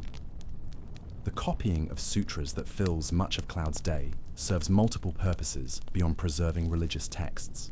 The repetitive motion of brush against paper creates a meditative state that makes the mind more vulnerable to programming. The content being copied gradually replaces whatever independent thoughts might arise with approved spiritual concepts. Most importantly, the copying process allows monastery officials to monitor each monk's psychological state through subtle changes in handwriting and text selection. Cloud doesn't know that his copied sutras are regularly examined by specialists who can detect signs of doubt, rebellion, or independent thinking in the formation of characters and the choice of passages to emphasize. A slightly too forceful brushstroke might indicate suppressed anger. An unusual character variation could suggest creative thinking that needs to be discouraged. Even the way he holds his brush reveals aspects of his personality that monastery officials are tracking and attempting to modify. The confession rituals that seem designed to purify the soul actually serve as comprehensive intelligence-gathering operations. When Cloud admits to having doubts about monastery rules or feeling homesick for his family, he's not just unburdening his conscience, he's providing detailed psychological profiles that help his supervisors understand how to manipulate him more effectively. Every weakness revealed in confession becomes a tool for control. But the true genius of the monastic system lies in how it convinces people to participate eagerly in their own mental imprisonment. Cloud genuinely believes that the psychological changes he's experiencing represent spiritual progress. The loss of independent thinking feels like the elimination of ego. The inability to question authority seems like the development of wisdom. The growing sense that his individual desires are meaningless appears to be enlightenment itself. The dietary restrictions imposed on monastery residents aren't based on spiritual principles or health considerations. They're designed to create specific neurochemical states that enhance psychological control. The vegetarian diet that seems compassionate actually produces deficiencies that make the brain more susceptible to suggestion. The fasting periods that appear to develop discipline actually create altered states of consciousness that can be exploited for programming purposes. The sleep schedules that govern monastery life follow similar principles. Monks are awakened for prayers at hours that disrupt natural sleep cycles, creating chronic fatigue that makes critical thinking more difficult. The meditation periods that seem restorative actually use techniques that fragment consciousness in ways that make independent thought formation nearly impossible. By the time Cloud has been in the monastery for a year, his ability to analyze his situation objectively has been systematically destroyed. The spiritual texts that Cloud studies contain multiple layers of meaning that most readers never recognize. On the surface, they appear to be wisdom teachings about compassion, enlightenment, and the nature of reality. But embedded within these texts are detailed instructions for psychological conditioning, social control, and the management of large populations. The monks who memorize these texts are actually absorbing manuals for human manipulation disguised as religious philosophy. The meditation techniques taught in the monastery aren't designed to produce the kind of enlightenment described in popular spiritual literature. They're specifically crafted to create mental states characterized by passive acceptance, emotional numbness, and the inability to sustain independent thought for extended periods. Advanced practitioners like Cloud develop what they believe is spiritual detachment, but which is actually a form of learned helplessness that makes them ideal tools for whatever purposes their superiors might have in mind. The monastery's relationship with the outside world reveals the true scope of this spiritual surveillance system. Monks regularly travel between monasteries, carrying messages and information that create a communication network spanning the entire empire. They're welcomed into homes as honored guests, giving them access to private conversations and family secrets that would be impossible for government agents to obtain. Their spiritual authority makes people eager to confess personal problems and political opinions that might otherwise remain hidden. Cloud, now ordained as a full monk, begins to understand that his role extends far beyond personal spiritual development. He's expected to serve as the government's eyes and ears in whatever community he's assigned to serve. His training has taught him to identify signs of political dissent, economic instability, and social unrest. He reports these observations through channels that appear to be religious hierarchy but actually feed directly into imperial intelligence networks. The festivals and ceremonies that seem to celebrate spiritual achievement actually serve as massive data collection operations. When thousands of pilgrims gather for religious observances, monastery officials use the opportunity to assess public sentiment, identify potential troublemakers, and distribute propaganda disguised as spiritual teaching. The elaborate rituals that appear to honor religious traditions actually implement sophisticated crowd control techniques that can influence the thoughts and emotions of large groups. The religious art that decorates monastery walls tells its own story of hidden purposes. Paintings that seem to depict spiritual scenes actually contain coded information about political events, economic conditions, and military intelligence. Sculptures that appear purely devotional actually serve as three-dimensional maps encoding the locations of secret facilities, supply caches, and escape routes. Even the arrangement of ritual objects follows patterns that convey information to those who know how to read them. The healing practices that monasteries offer to local communities aren't simply compassionate service to the sick and suffering. They're opportunities to study human psychology and physiology in ways that advance the development of control techniques. Monks trained in traditional medicine aren't just treating ailments. They're conducting experiments in mind-body manipulation that inform broader projects of social engineering. The manuscripts preserved in monastery libraries contain far more than religious teachings and historical records. Hidden among the obvious texts are detailed studies of human behavior, reports on psychological conditioning techniques, and analyses of social control methods that represent some of the most advanced thinking in these fields ever recorded. Scholars who gain access to these collections often find that ancient Chinese understanding of human nature was centuries ahead of anything developed in the West. The economic role of monasteries in Chinese society reveals another dimension of their control function. These institutions often controlled vast agricultural holdings, managed complex business enterprises, and influenced trade policies throughout their regions. The wealth they accumulated wasn't used primarily for spiritual purposes. It funded intelligence operations, supported political activities, and maintained the infrastructure necessary for large-scale social manipulation. The educational programs that monasteries provided to local communities weren't simply charitable efforts to spread literacy and knowledge. They were carefully designed indoctrination systems that shaped how people thought about authority, social relationships, and their own potential. Children who received monastery education learned to accept limitations on their thinking and behavior that would serve imperial interests throughout their lives.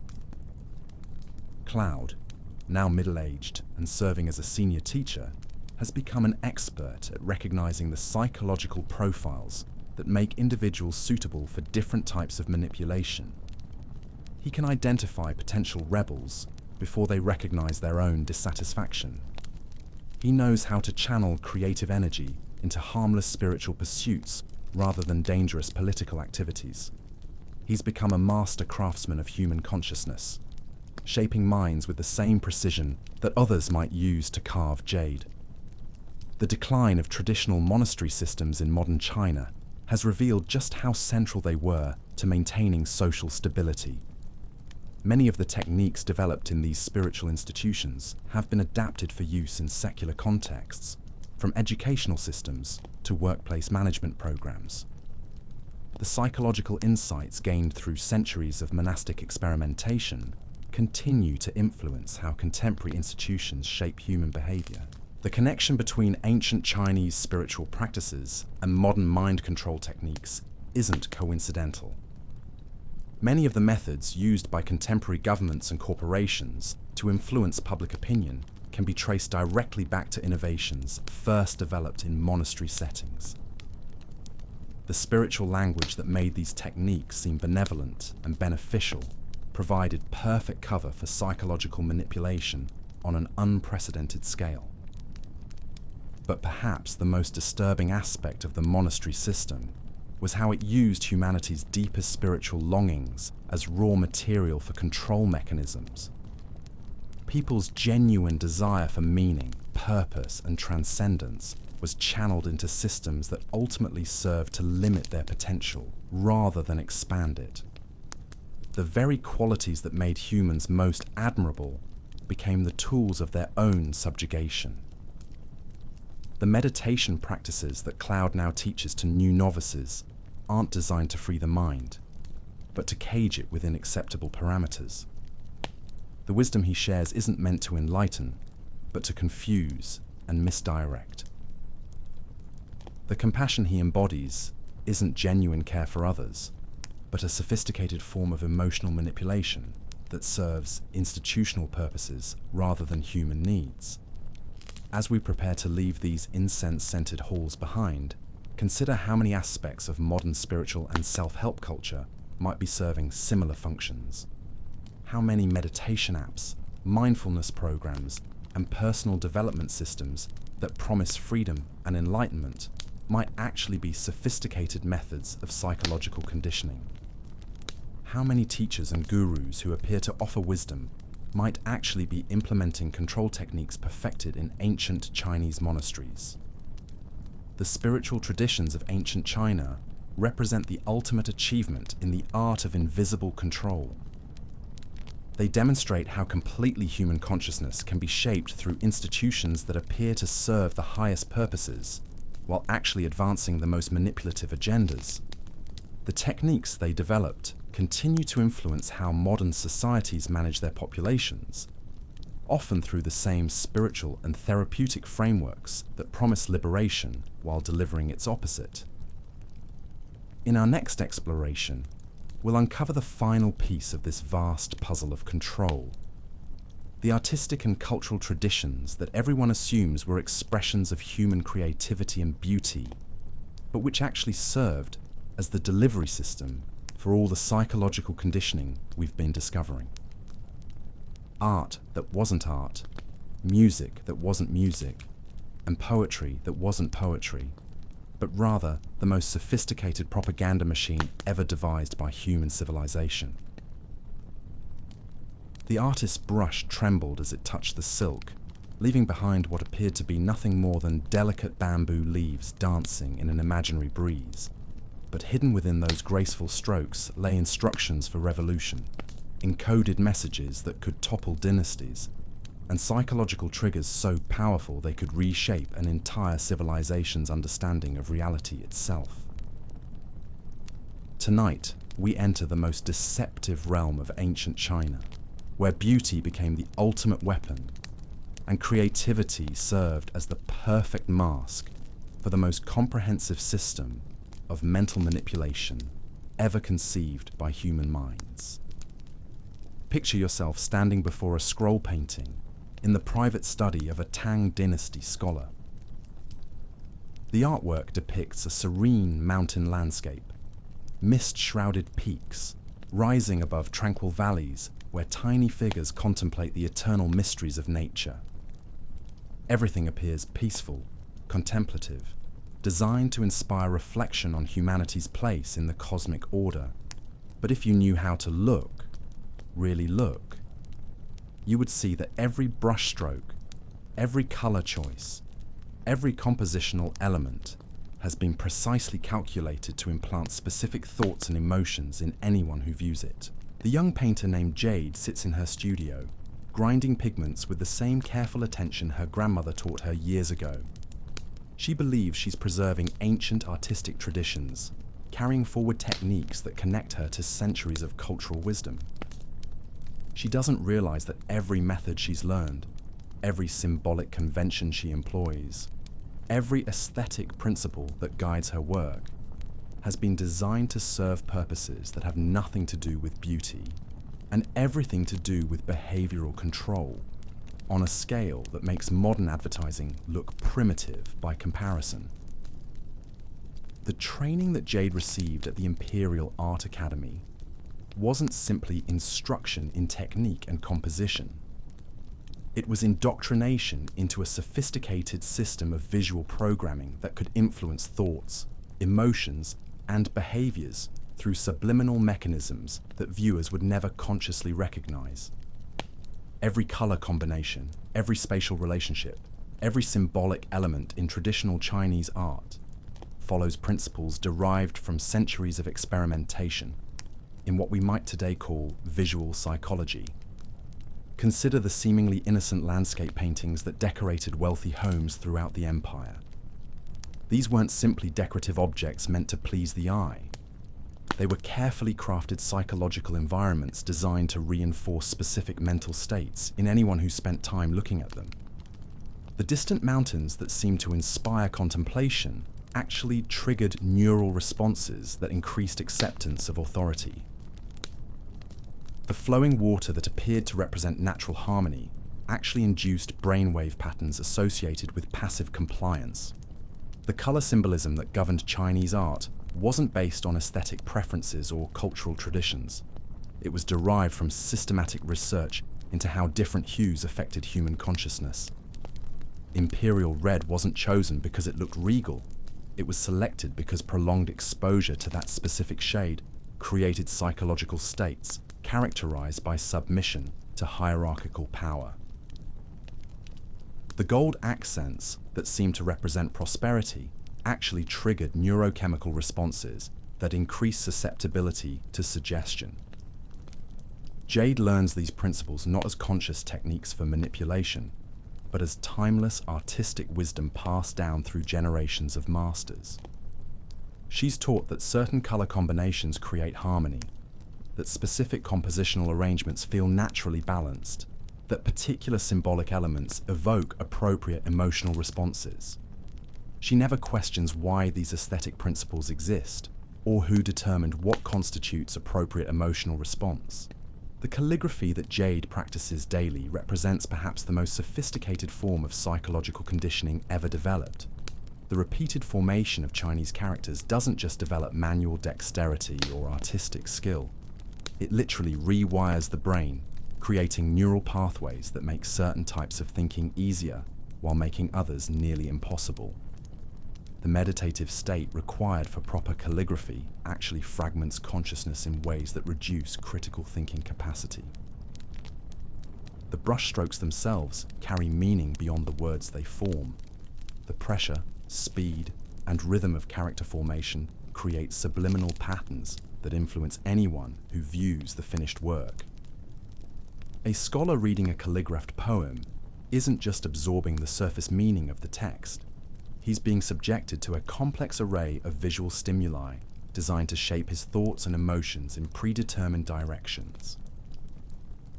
The poetry that appears throughout Chinese artistic traditions serves similar functions.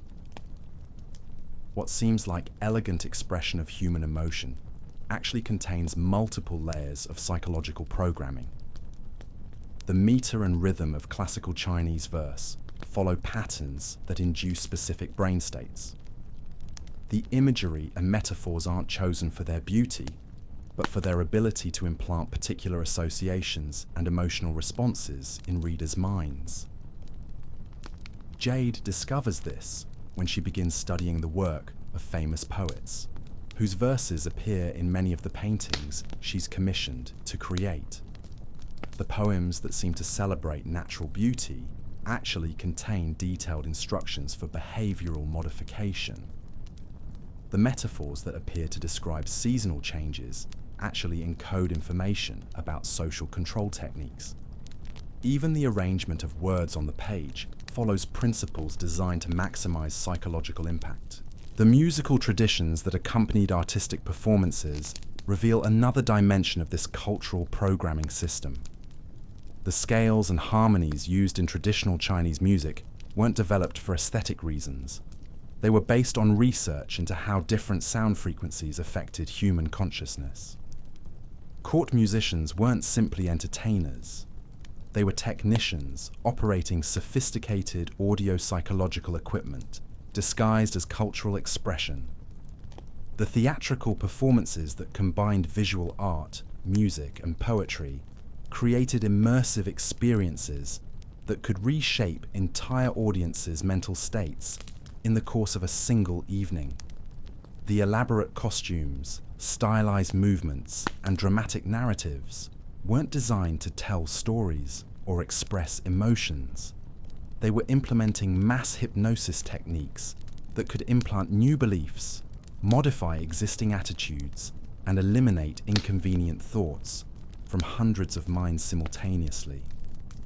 The architectural settings where these artistic experiences took place were themselves instruments of psychological manipulation. The temples, palaces, and private gardens where art was displayed weren't simply beautiful spaces. They were precisely engineered environments designed to enhance the effectiveness of the visual and auditory programming being delivered through artistic means. The arrangement of buildings, the flow of pathways, even the placement of decorative elements followed principles that modern environmental psychologists are only beginning to understand. Jade begins to notice patterns in the commissions she receives from wealthy patrons. Certain types of imagery are always requested for homes where government officials live. Different symbolic elements appear consistently in artworks destined for merchant families. The variations aren't based on personal taste or aesthetic preference. They're part of a systematic campaign to reinforce class-specific behaviors and attitudes through customized visual programming.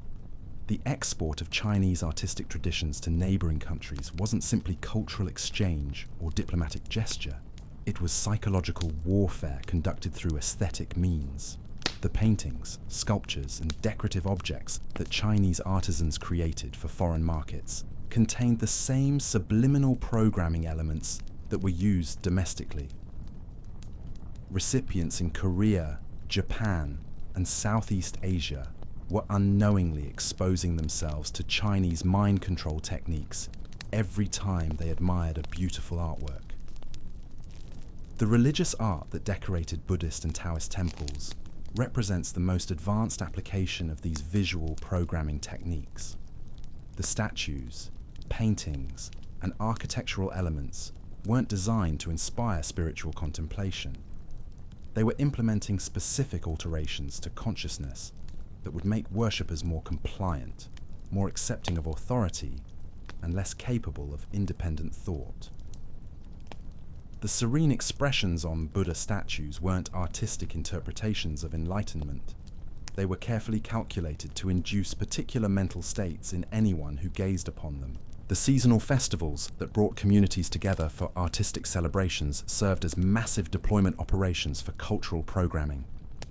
The decorations, performances, and traditional activities that seemed to honor ancient customs actually implemented coordinated psychological conditioning campaigns that could influence entire populations simultaneously. Dragon dances weren't cultural traditions. They were sophisticated crowd control techniques that used movement, color, and sound to manipulate group consciousness. The craft traditions that ordinary people practiced in their homes extended this programming system into the most intimate spaces of daily life. The pottery patterns that seemed purely decorative actually followed psychological principles that influenced the thoughts and emotions of anyone who used them regularly. The textile designs that appeared to be folk art actually contained subliminal elements that reinforced social hierarchies and behavioral expectations. Jade, now recognized as a master artist with her own students, begins to understand that her role extends far beyond creating beautiful objects. She's expected to serve as a technician in a vast system of consciousness modification that reaches into every aspect of Chinese society.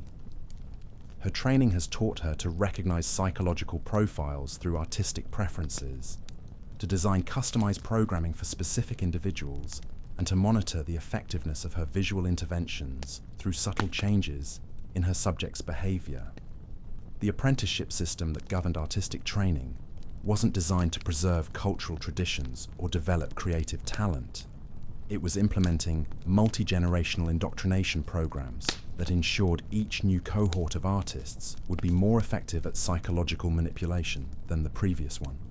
The techniques were constantly refined, tested, and improved through systematic observation of their effects on human consciousness.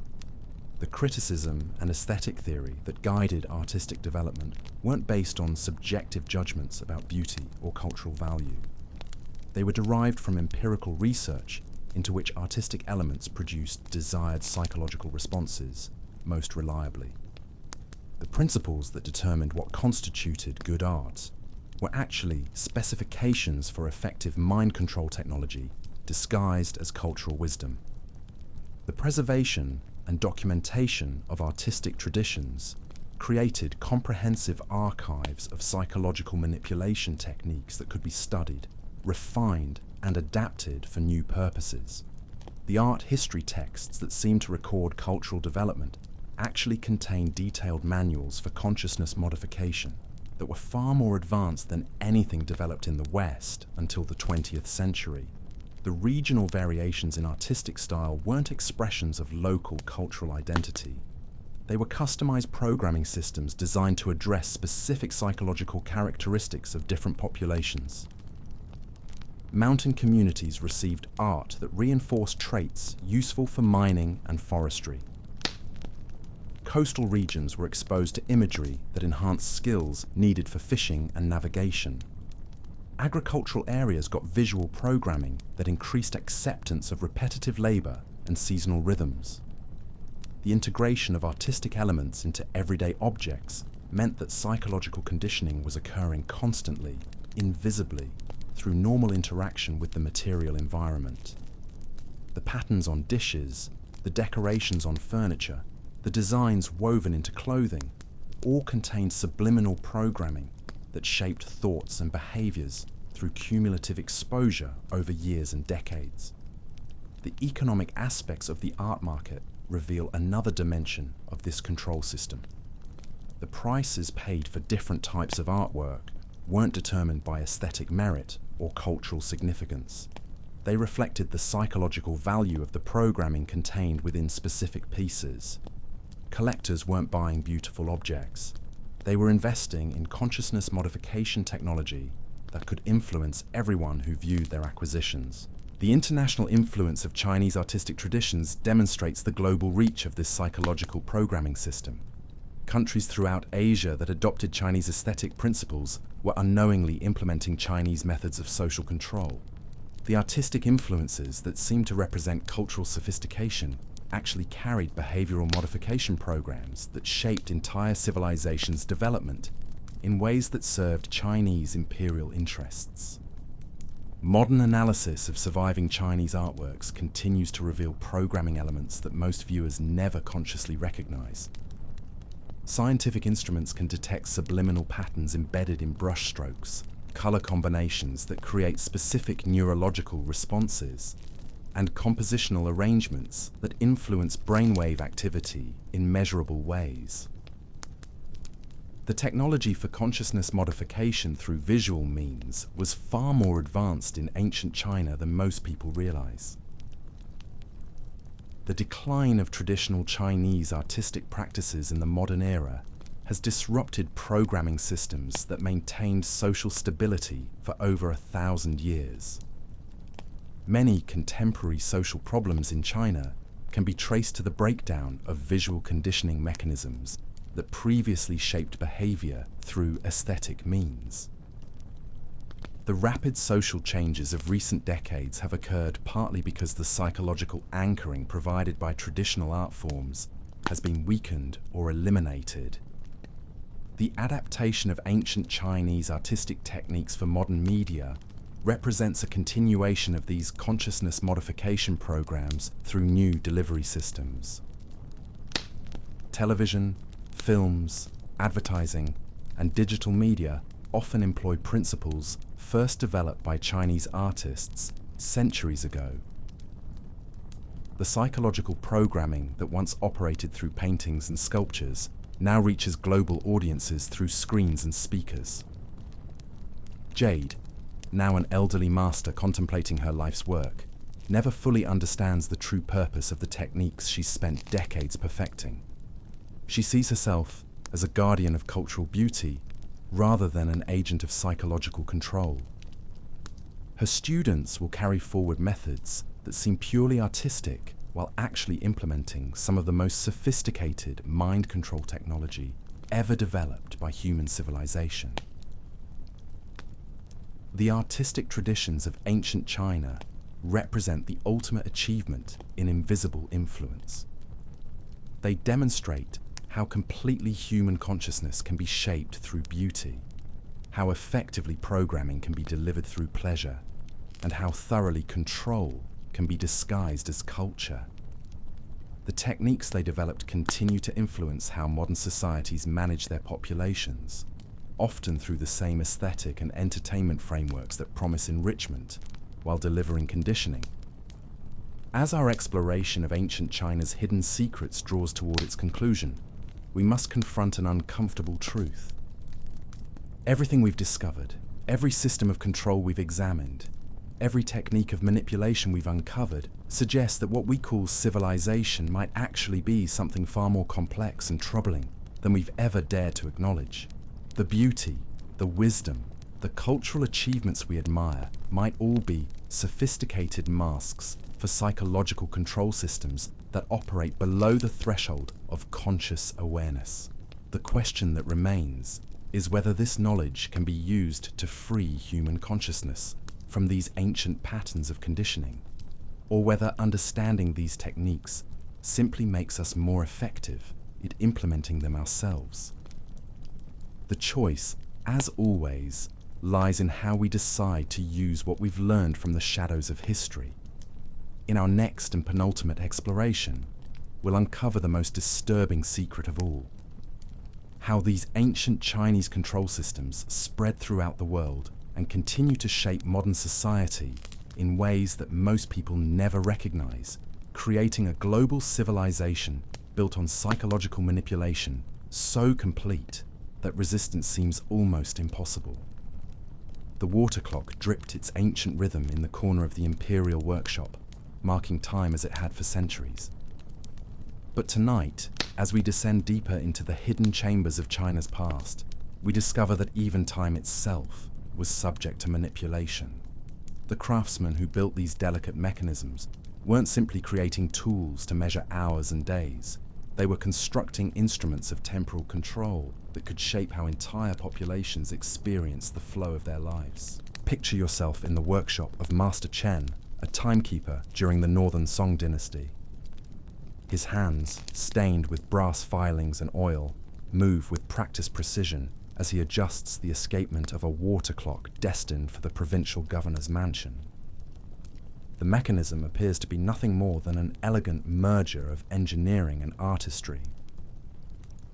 Bronze dragons chase each other around a circular track, marking the passage of hours with musical chimes that echo through marble halls. But hidden within the mathematical ratios that govern the clock's operation lies something far more sinister. The intervals between chimes aren't based on natural astronomical observations or practical convenience. They're calculated to create specific psychological rhythms that influence how people think, feel, and behave throughout their daily routines. The governor who relies on this timepiece to structure his day doesn't realize that his schedule is being subtly manipulated to make him more compliant, more predictable, more useful to imperial purposes. Chen learned his craft not from books or formal instruction, but through an apprenticeship system that passed down knowledge through whispered conversations and demonstrated techniques that were never written down.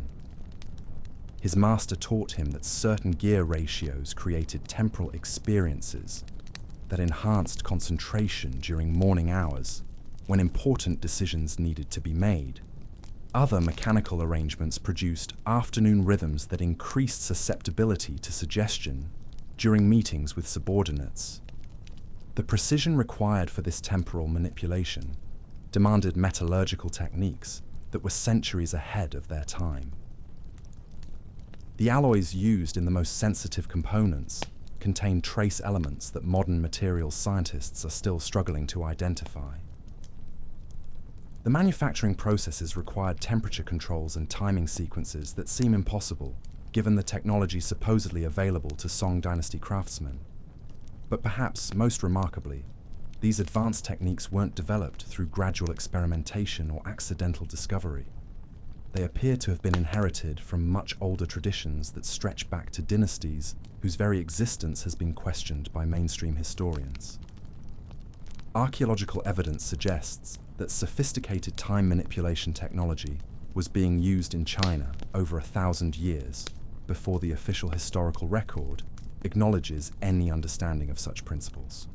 The workshop where Chen labors contains tools and reference materials that challenge every assumption about ancient Chinese technological capabilities. Measuring instruments accurate to fractions of millimeters, chemical compounds that shouldn't have been discovered for centuries, mathematical calculations that demonstrate understanding of principles that European science didn't encounter until the Renaissance. These weren't isolated achievements by individual geniuses working in secrecy.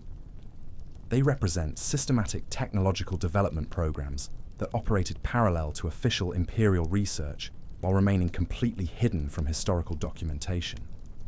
The knowledge was preserved and transmitted through networks that we're only beginning to understand, using methods that ensured continuity across political upheavals that destroyed conventional records.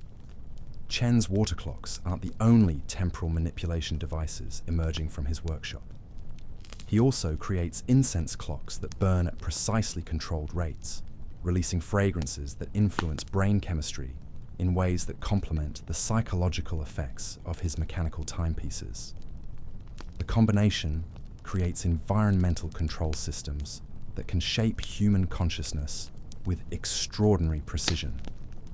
The most sophisticated devices combine multiple timing mechanisms in ways that create complex psychological programming cycles. A single installation might include water clocks, incense burners, musical instruments, and even mechanical sculptures that move in coordinated patterns designed to influence everyone within their range of operation. The wealthy families who commissioned these elaborate systems believed they were purchasing artistic treasures that would demonstrate their cultural sophistication. In reality, they were installing comprehensive mind control environments that would influence every aspect of their daily lives. The temporal rhythms created by these devices shaped when family members felt hungry, tired, alert, or emotional. They influenced decision-making processes, altered memory formation, and even affected dreams and sleep patterns. The psychological conditioning was so subtle that victims never realized their thoughts and behaviors were being externally controlled. The imperial court employed teams of temporal manipulation specialists who could design customized psychological programming for specific individuals. A rebellious general might receive a gift of an exquisite timepiece that would gradually erode his capacity for independent strategic thinking. A potentially troublesome scholar could be presented with a beautiful incense clock that would slowly transform his intellectual curiosity into passive acceptance of orthodox doctrine. These devices were also used for large-scale social engineering projects. Public timekeeping installations in major cities weren't simply civic improvements designed to help citizens coordinate their activities. They were mass psychological conditioning systems that could influence the behavior of entire urban populations simultaneously. The bell towers and drum installations that marked official time throughout the empire created synchronized brainwave patterns that made crowds easier to control during public gatherings. The seasonal festivals that seemed to celebrate agricultural cycles and astronomical events actually served as opportunities to recalibrate these temporal control systems. The ceremonies that appeared to honor ancient traditions were actually technical maintenance procedures that ensured the psychological programming remained effective throughout the year. Festival participants believed they were preserving cultural heritage while actually participating in their own psychological conditioning. The decline of these temporal manipulation systems coincided with the gradual centralization of imperial power that made such sophisticated local control mechanisms unnecessary. As the government developed more direct methods of surveillance and control, the subtle psychological influence created through time manipulation became less important. Many of the devices were allowed to fall into disrepair or were deliberately destroyed to prevent their techniques from being reverse engineered by potential enemies. But the knowledge didn't disappear entirely. Master craftsmen like Chen trained successors who preserved the essential techniques while adapting them for new purposes. The principles of temporal manipulation were incorporated into architectural designs, garden layouts, and even urban planning projects that continue to influence human behavior in ways that most people never recognize. Modern researchers studying Chinese historical sites continue to discover evidence of these temporal control systems. Acoustic measurements reveal that many ancient buildings were designed to create specific sound environments that influenced psychological states. Chemical analysis of decorative materials shows the presence of compounds that would have released psychoactive substances when exposed to normal temperature variations. the implications extend far beyond historical curiosity. Contemporary urban planners, architects, and environmental designers often unknowingly reproduce patterns first developed by ancient Chinese temporal manipulation specialists. The rhythms of modern city life, the timing of commercial activities, even the scheduling of public transportation systems often follow principles that trace back to techniques perfected in workshops like Chen's over 1,000 years ago. The water clock that Chen completes tonight will join hundreds of similar devices distributed throughout the empire, each one contributing to a vast network of temporal control that shapes the psychological landscape of Chinese civilization.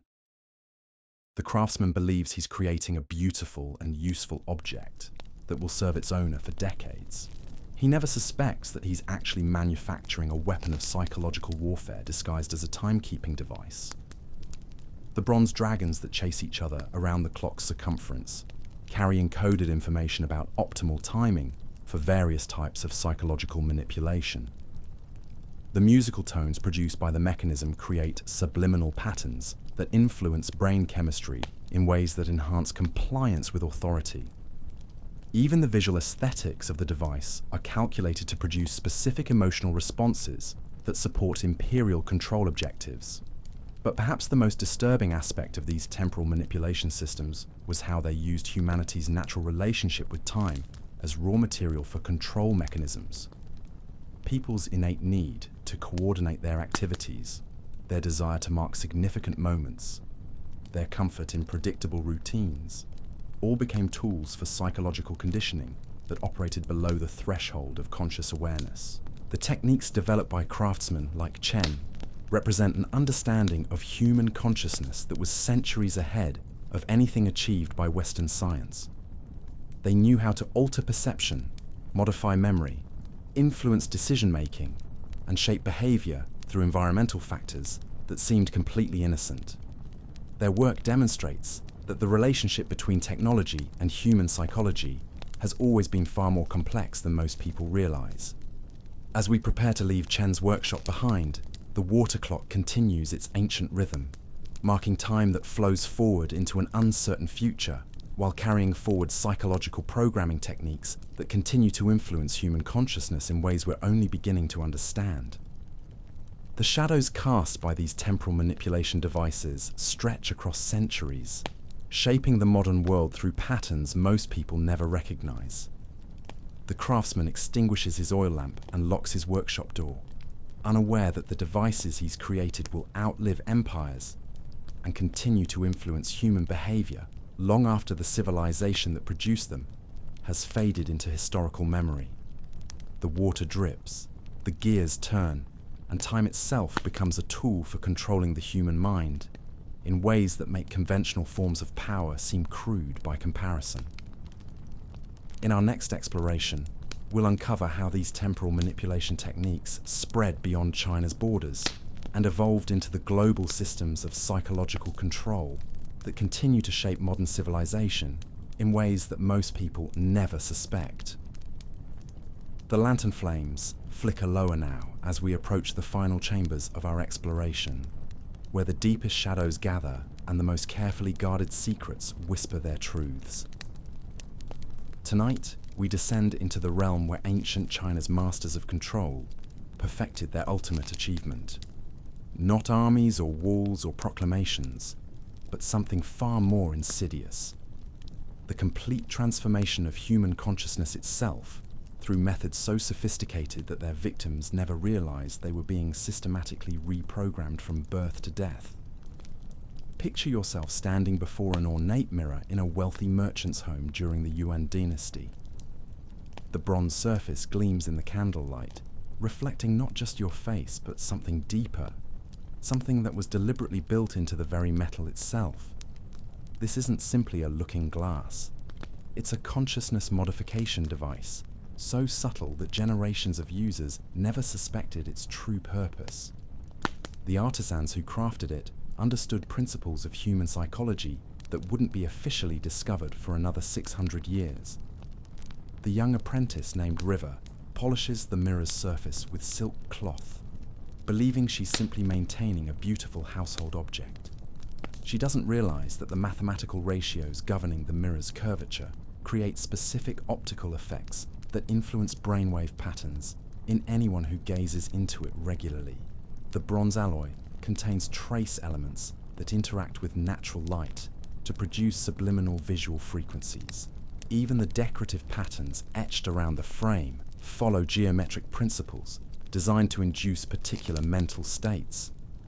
River learned her craft in a workshop where master artisans passed down techniques through demonstrations rather than written instructions. She was taught that certain polishing motions enhance the mirror's reflective properties, that specific cleaning compounds preserved the bronze's luster, that particular mounting angles created the most pleasing visual effects. She never questioned why these methods worked or who had originally developed them. But the mirrors emerging from her workshop represent only one component of a vast network of consciousness modification devices that permeated every aspect of Chinese daily life. The tea bowls that families used for their morning rituals weren't simply vessels for holding liquid. Their glazes contained compounds that released psychoactive vapors when heated. The geometric patterns painted on their surfaces created visual rhythms that synchronized with the brain's natural frequencies. The furniture that filled Chinese homes followed design principles that modern environmental psychologists are only beginning to understand. Chair heights that promoted specific postures associated with submissive mental states. Table arrangements that encouraged particular types of social interaction. Storage chests whose proportions created subtle psychological pressure that discouraged independent thinking. Every object in a properly furnished home contributed to an integrated environment for behavioral conditioning. The clothing that people wore carried this programming into their most intimate experiences. Fabric weaves that created tactile sensations influencing mood and thought patterns. Dye formulations that released aromatic compounds affecting brain chemistry. Garment cuts that restricted movement in ways that reinforced psychological limitations. Even jewelry served dual purposes, with precious stones selected not just for beauty, but for their ability to create specific electromagnetic effects near the body's energy centers. River begins to notice patterns in the special orders that come to her workshop. Government officials always request mirrors with particular geometric configurations. Wealthy merchants consistently choose specific bronze alloys. Military commanders invariably select frames decorated with certain symbolic motifs. The variations aren't based on personal preference or aesthetic taste. They're part of a systematic program to ensure that different social classes receive appropriate psychological conditioning for their roles in society. The food preparation tools used in Chinese kitchens weren't simply implements for cooking and serving meals. Cutting boards made from woods that released psychoactive compounds when heated. Cooking pots whose metal compositions created specific chemical reactions with common ingredients. Serving dishes designed to enhance or suppress particular flavors that influenced brain chemistry. Even chopsticks were crafted from materials chosen for their subtle psychological effects. The games and entertainments that filled leisure hours served similar purposes. Board games whose rules reinforce social hierarchies and behavioral expectations. Musical instruments tuned to frequencies that created desired mental states. Toys for children that shaped developing minds according to predetermined patterns. Playing cards, decorated with symbols that implanted specific associations and emotional responses. The architectural environments where these devices operated were themselves consciousness modification systems. Room proportions that created particular acoustic effects influencing thought patterns. Window placements that controlled light exposure in ways that affected circadian rhythms and brain chemistry. Ceiling heights that produced specific psychological sensations of comfort or oppression. Garden designs that guided movement and attention in directions that reinforced desired mental states. River discovers that her mirrors are often installed in meditation rooms and private studies where their psychological effects can operate without interference. The contemplative practices that seem designed for spiritual development actually create heightened states of suggestibility that make the mirror's programming more effective. Users believe they're gaining self-knowledge through reflection while actually being subjected to sophisticated mental conditioning. The writing materials used by scholars and officials carried their own forms of psychological programming. Ink formulations that released aromatic compounds affecting cognitive function. Paper made from fibers that created specific tactile sensations influencing emotional states. Brushes whose handles were shaped to promote particular grip patterns associated with desired mental attitudes. Even the act of writing became a form of self-administered behavioral modification. The religious and ceremonial objects that filled temples and shrines represented the most advanced applications of these consciousness modification techniques. Incense burners designed to create specific atmospheric conditions that enhanced psychological programming.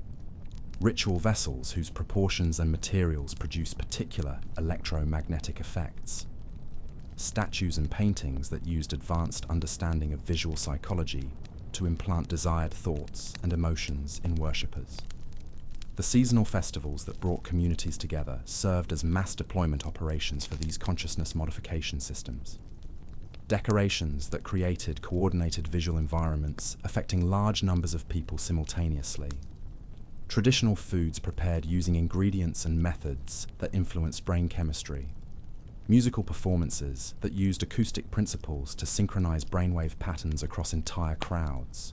The trade networks that connected Chinese cities carried these consciousness modification devices throughout the known world. Merchants weren't simply exchanging goods for profit, they were distributing psychological programming technology that would influence foreign populations in ways that served Chinese imperial interests. Recipients in distant lands believed they were acquiring beautiful and useful objects, while actually exposing themselves to sophisticated forms of mental conditioning. River, now recognized as a master craftswoman with her own workshop, begins to understand that her role extends far beyond creating beautiful mirrors. She's expected to serve as a technician in a vast system of consciousness modification that reaches into every aspect of human experience. Her training has taught her to recognize psychological profiles through aesthetic preferences, to design customized programming for specific individuals, and to monitor the effectiveness of her devices through subtle changes in users' behavior. The documentation systems that tracked the distribution and effectiveness of these consciousness modification devices reveal the scope of this psychological control network. Imperial records that appear to catalogue artistic production actually contain detailed reports on behavioral modification programs.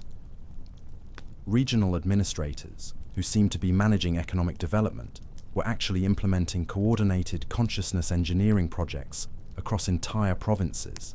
The educational systems that shaped young minds weren't simply methods for transmitting knowledge and skills. They were comprehensive psychological conditioning programs that used consciousness modification devices as integral components of the learning process. Students who spent years exposed to carefully designed environmental programming emerged with thought patterns and behavioral tendencies that served imperial objectives rather than their own potential. The medical practices that seemed designed to heal physical ailments actually focused primarily on adjusting mental states and psychological characteristics. Physicians weren't simply treating diseases, they were implementing consciousness modification protocols that shaped patients' personalities, beliefs, and behavioral patterns.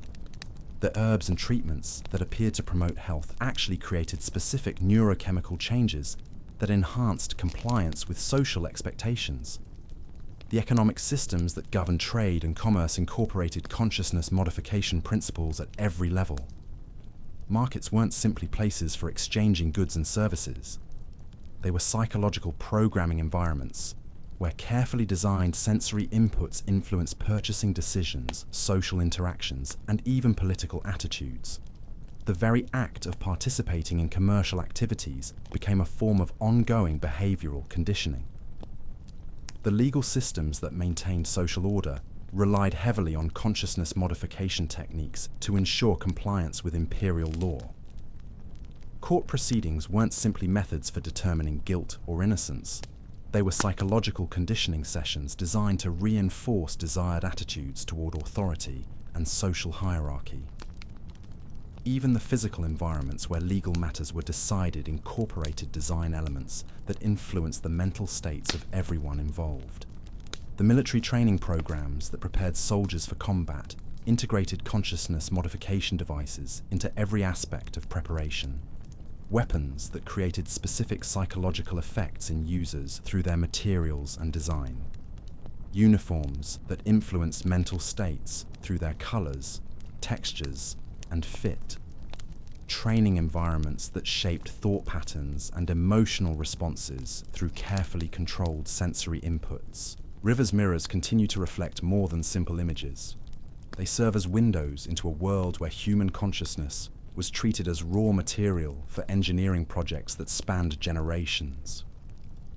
The faces that gaze into these bronze surfaces see reflections shaped by psychological programming so complete that the distinction between natural personality and artificial conditioning becomes meaningless.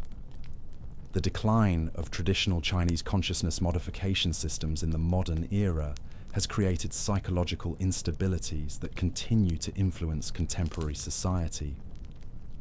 The rapid social changes of recent decades have occurred partly because the mental conditioning that maintained stability for over 1,000 years has been disrupted or eliminated. Many current social problems can be traced to the breakdown of psychological programming systems that previously shaped behavior through environmental means. The adaptation of ancient Chinese consciousness modification techniques for modern applications represents a continuation of these programs through new technological platforms. Television, computers, smartphones, and other digital devices often employ principles first developed by craftsmen like River centuries ago. The psychological programming that once operated through mirrors and household objects now reaches global audiences through screens and speakers. But perhaps most disturbing is the realization that these consciousness modification systems were so effective because they used humanity's most basic needs and desires as delivery mechanisms for psychological control. People's natural appreciation for beauty, their desire for useful tools, their need for social connection, all became pathways for mental conditioning that operated below the threshold of conscious awareness. The mirrors that River creates will outlast the dynasty that commissioned them, continuing to influence human consciousness long after their original purposes have been forgotten. The bronze will tarnish, the decorative patterns will fade, but the psychological programming embedded in their design will continue to shape anyone who gazes into their depths. As we prepare to leave this workshop behind, consider how many objects in your own environment might be serving similar functions. How many devices that seem purely functional or aesthetic might actually be implementing consciousness modification programs developed centuries ago? How many reflections of yourself might be showing not who you really are, but who someone else wants you to become? The lantern flames gutter and die as River locks her workshop door, unaware that the mirrors she's created will carry forward psychological programming techniques that continue to influence human consciousness in ways that most people never recognize. The bronze surfaces gleam in the darkness, reflecting shadows that stretch across centuries, shaping the modern world through patterns that remain invisible to those who haven't learned to see beyond the surface. In our final exploration, we'll discover how these ancient consciousness modification systems evolved into the global networks of psychological control that govern modern civilization, creating a world where the distinction between authentic human experience and programmed response has become almost impossible to detect. The morning dew still clings to the ancient stones as we enter the final chamber of our exploration.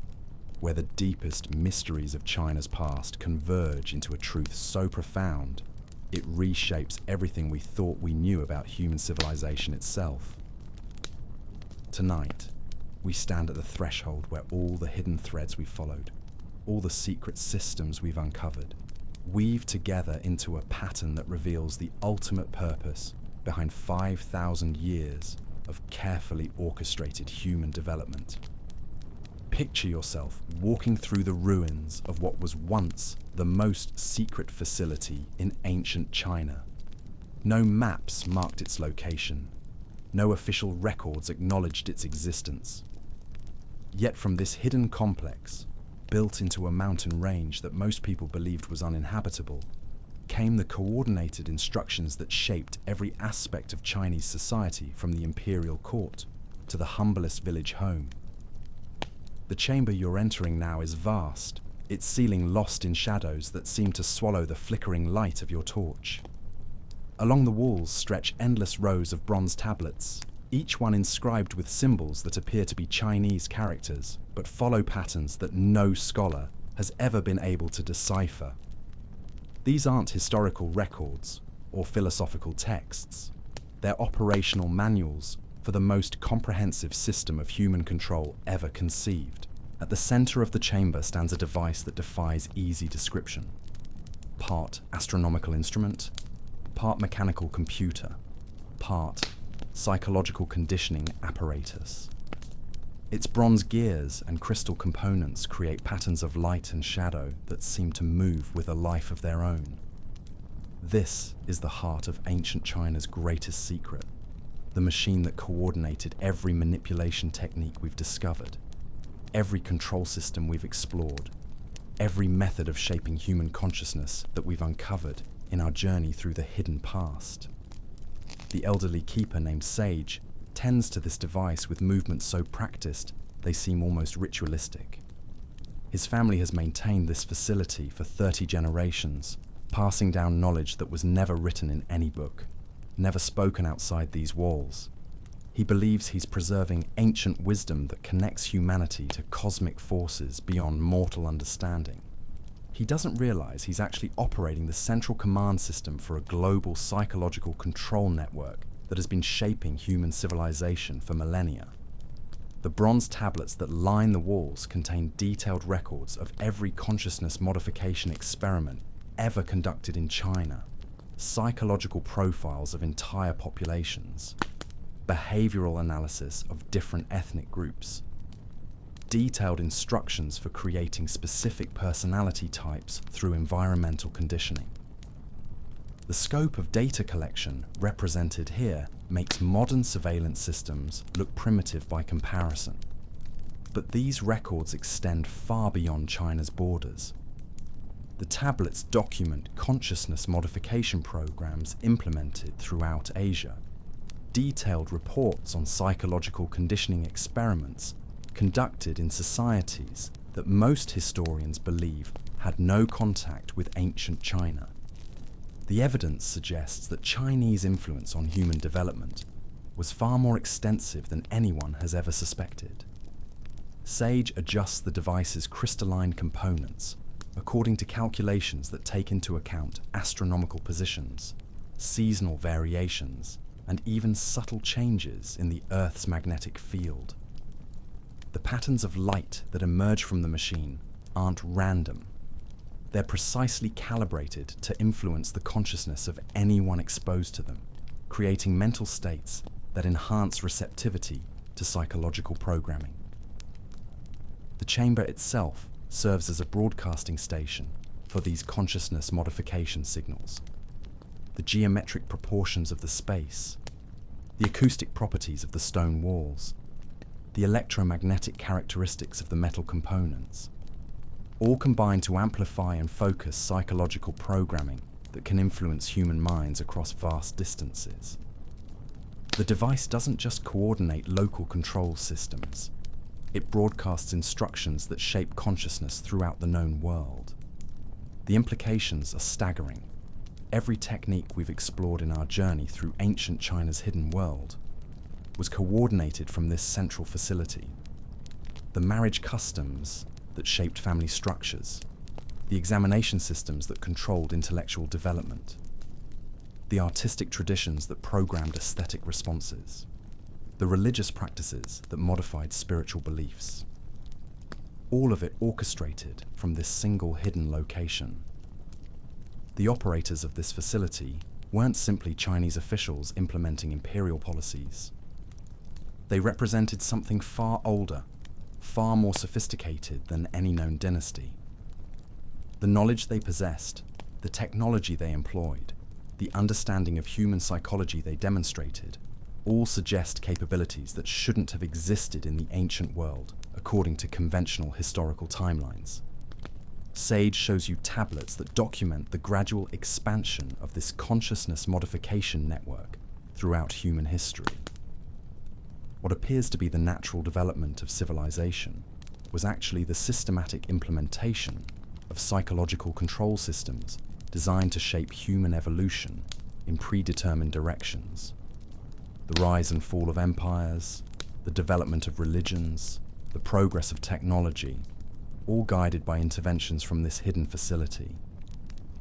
The device at the chamber's center represents technology that seems almost impossible, given our understanding of ancient capabilities. Yet here it stands, still functional after thousands of years, still broadcasting psychological programming signals that influence human consciousness in ways that most people never recognize. The craftsmanship required to create such a mechanism suggests knowledge of physics, engineering, and psychology that rivals anything achieved by modern science. The operators of this facility maintain detailed records of their experiments in human consciousness modification. They documented which environmental factors produced desired behavioral changes most effectively. They tracked the psychological effects of different architectural designs, artistic styles, and social customs. They developed mathematical models for predicting how consciousness modification techniques would affect different population groups. But perhaps, most remarkably, they created a self-perpetuating system that could continue operating even if the original controllers disappeared. The psychological programming they implemented was designed to reproduce itself through cultural transmission, ensuring that the control mechanisms would persist across generations without requiring direct intervention. The consciousness modification systems became embedded so deeply in human civilization that they continued operating automatically. The tablets reveal that this facility was connected to similar installations throughout the world, hidden complexes in Egypt that coordinated consciousness modification programs throughout Africa and the Middle East, secret facilities in the Americas that shaped the development of indigenous civilizations, underground installations in Europe that influenced the formation of Western culture. The evidence suggests a global network of consciousness control that has been operating for thousands of years. Sage demonstrates how the device can be adjusted to influence different aspects of human consciousness, settings that enhance compliance with authority, configurations that increase susceptibility to religious programming, adjustments that modify creativity and independent thinking. The machine represents a level of understanding about human psychology that makes contemporary neuroscience look primitive by comparison. The chamber contains evidence of consciousness modification experiments that challenge every assumption about human potential, techniques for enhancing memory and learning capacity, methods for developing psychic abilities and extrasensory perception, procedures for extending human lifespan and maintaining physical health. The operators of this facility possess knowledge about human capabilities that has been largely forgotten by modern civilization. But they also developed methods for suppressing these enhanced capabilities when they threatened established control systems. The consciousness modification programs weren't designed to elevate human potential. They were created to limit it, to ensure that people would never develop abilities that might allow them to recognize and resist psychological manipulation. The greatest tragedy isn't what was lost to history, it's what was deliberately suppressed.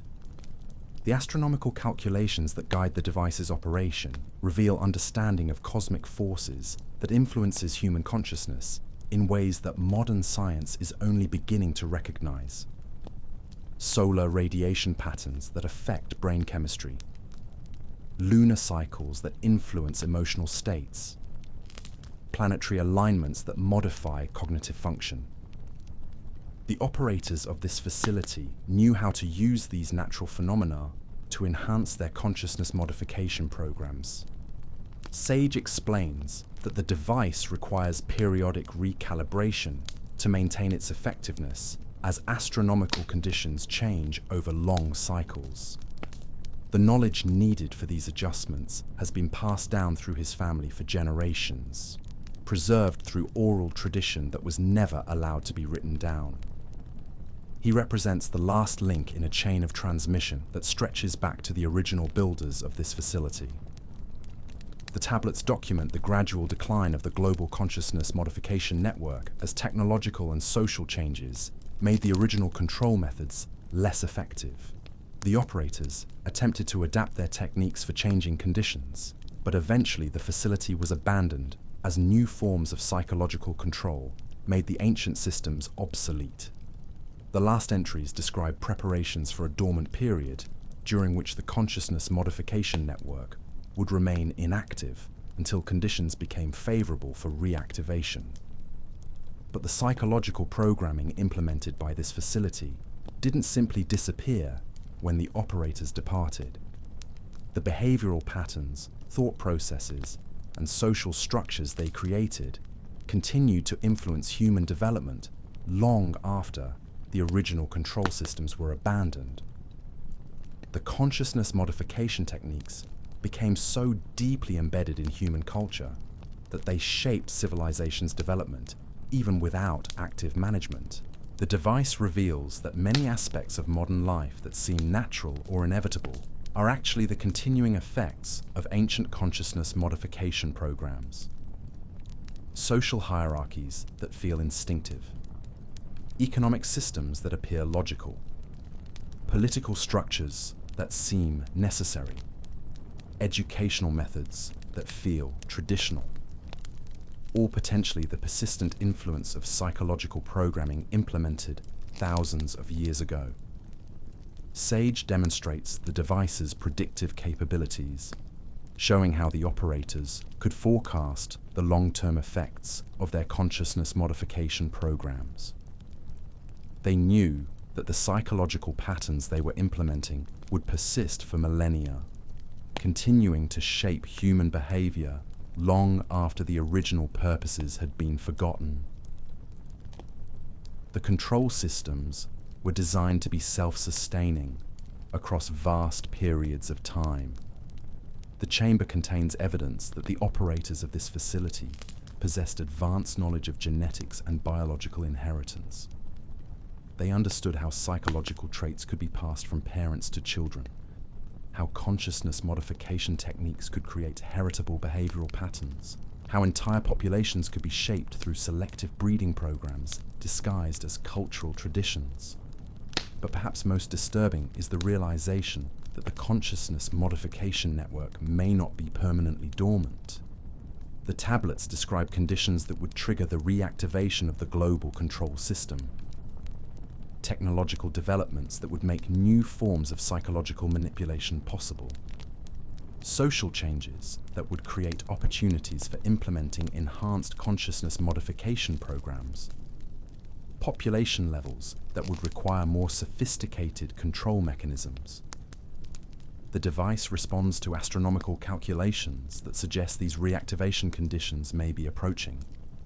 Solar cycle patterns that haven't occurred for thousands of years, planetary alignments that create optimal conditions for consciousness modification, magnetic field variations that enhance the effectiveness of psychological programming techniques. The operators may have timed the dormant period to end precisely when modern technology would make their control systems more powerful than ever before. Sage reveals that his family's role as facility keepers included instructions for reactivating the device when the predetermined conditions were met. The knowledge needed for this reactivation has been preserved through generations of careful transmission, waiting for the moment when the global consciousness modification network would be needed again. He represents not just a guardian of ancient history, but a potential operator of systems that could reshape modern civilization. The implications extend far beyond historical curiosity. If the consciousness modification network described in these tablets actually exists, if the device at this chamber's center is still capable of influencing human consciousness, if the reactivation conditions are indeed approaching, then everything we think we know about human freedom and individual choice may be an illusion maintained by psychological programming so sophisticated we can't even recognize its operation. The chamber's shadows seem to deepen as Sage completes his demonstration of the device's capabilities. The bronze gears continue their ancient rotation. The crystal components pulse with mysterious light, and the consciousness modification signals broadcast their invisible influence across a world that has forgotten the true source of its psychological conditioning. As we prepare to leave this hidden facility behind, consider the possibility that your own thoughts, beliefs, and decisions may not be entirely your own, that the consciousness you believe to be uniquely individual may actually be the product of programming so ancient and sophisticated that it has become indistinguishable from natural human experience, that the civilization you inhabit may be built on foundations of psychological control that stretch back thousands of years. The torch flames flicker in the chamber's strange atmosphere as Sage seals the facility for another generation of dormancy. The device continues its timeless operation, broadcasting patterns that shape human consciousness in ways that may never be fully understood. The bronze tablets maintain their silent vigil, preserving secrets that could transform or destroy everything we believe about human nature and potential. In the darkness that follows our departure, the facility waits. The consciousness modification network maintains its hidden influence. And somewhere in the calculations of ancient astronomers and the predictions of forgotten psychologists, the conditions for humanity's next phase of development continue their inexorable approach. The only question that remains is whether we will recognize these approaching changes for what they truly are, or whether we will sleepwalk into the next phase of our carefully orchestrated evolution, believing ourselves free while dancing to rhythms programmed into our consciousness before we were born. The shadows of ancient China stretch across the modern world, shaping thoughts that feel personal, decisions that seem rational, and beliefs that appear freely chosen. The greatest secret isn't what was hidden in the past, but what continues to operate in the present. Invisible threads connecting contemporary consciousness to control systems so old that their origins have been forgotten by everyone except the keepers of humanity's most dangerous knowledge. The morning sun cast long shadows across the imperial gardens as we step into our final revelation, where every thread of hidden knowledge we've followed converges into a truth so profound it reshapes our understanding of human civilization itself. Tonight we discover that all the systems of control we've explored, all the methods of manipulation we've uncovered, were merely components in something far grander and more terrifying than we ever imagined. Picture yourself standing before an ancient map room deep within the Forbidden City, where no tourist has ever walked and no official record acknowledges its existence. The walls are lined with charts that don't show geographical features or trade routes, but something far more valuable to those who seek ultimate power. These are maps of human consciousness itself, detailed diagrams showing how thoughts flow, how beliefs form, and how entire populations can be guided along predetermined paths without ever realizing they're being led. The elderly cartographer named Wisdom bends over his work, adding delicate brushstrokes to a chart that appears to show nothing more than abstract patterns and flowing lines.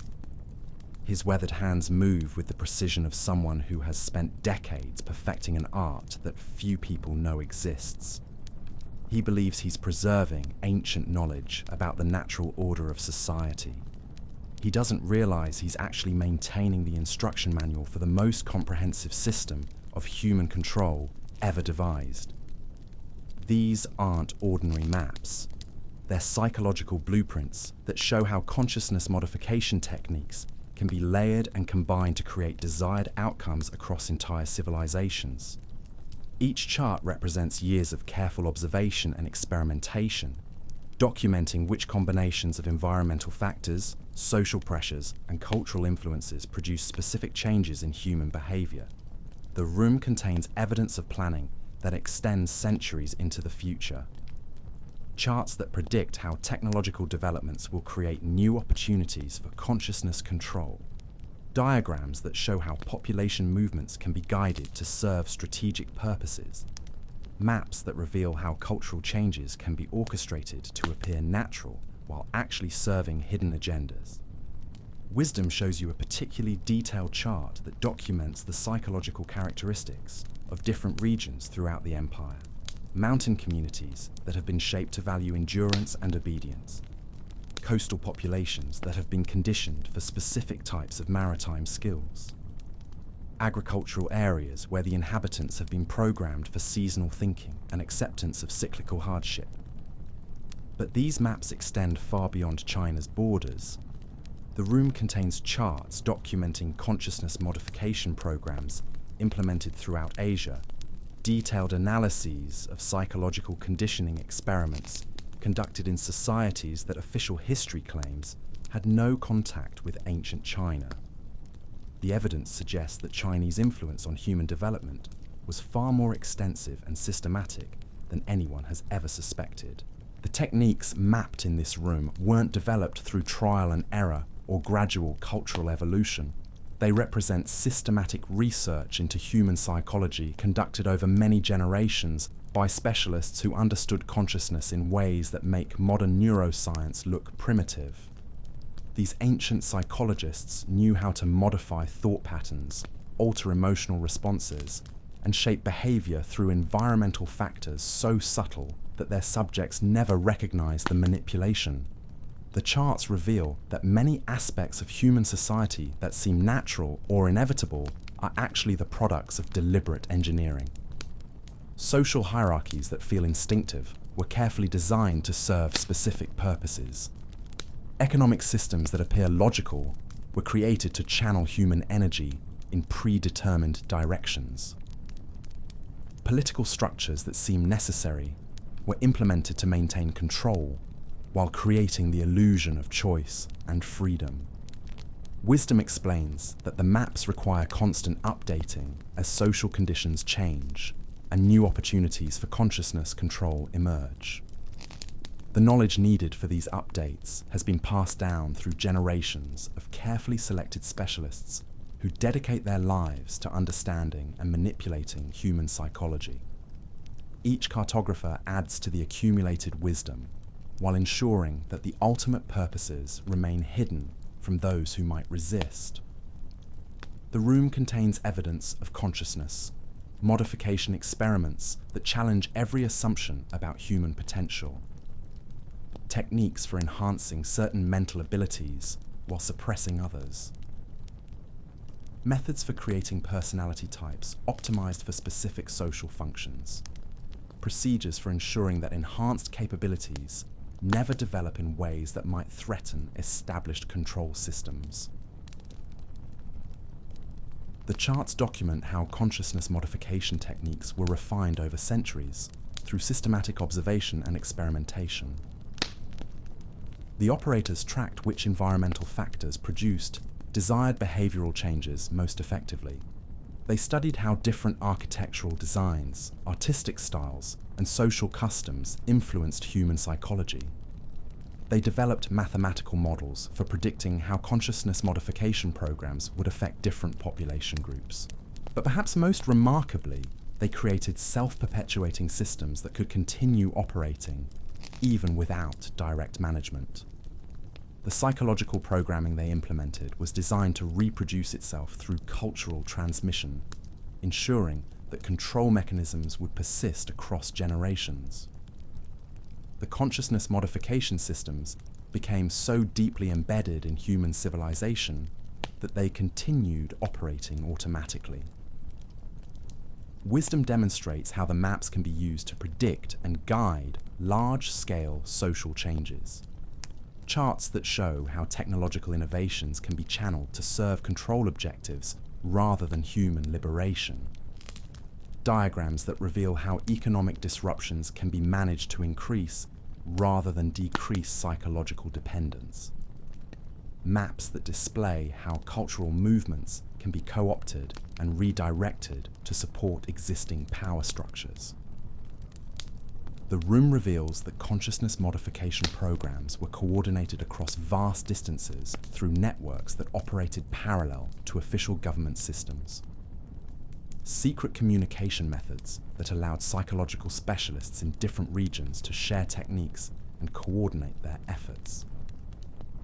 Hidden transportation routes that moved not just people and goods, but information about consciousness control methods that were too dangerous to transmit through normal channels. The charts document the gradual evolution of consciousness modification techniques as social conditions changed over time. Early methods that relied primarily on environmental conditioning. Later developments that incorporated more sophisticated understanding of human psychology. Recent innovations that take advantage of technological capabilities that weren't available to earlier generations of consciousness control specialists. But the maps also reveal something more disturbing. Evidence that the consciousness modification network was designed to be dormant during certain historical periods, waiting for conditions that would make reactivation both possible and necessary.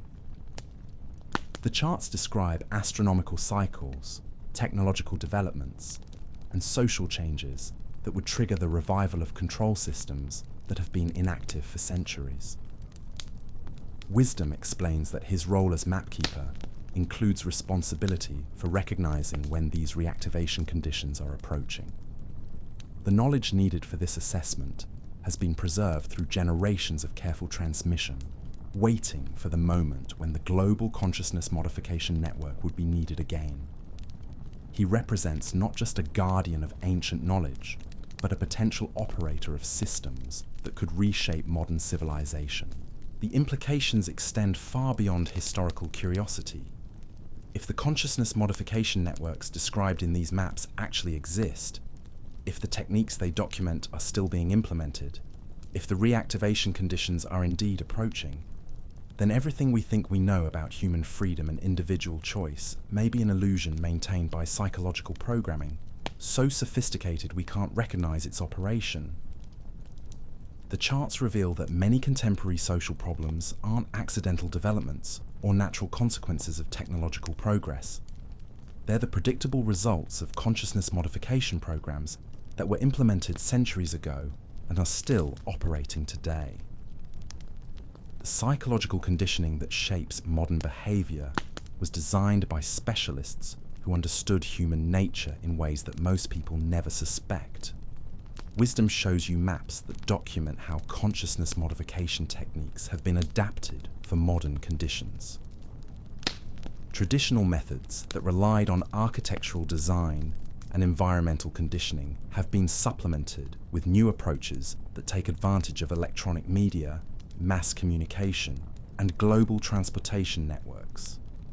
The ancient systems of control have evolved to become more powerful and more pervasive than ever before.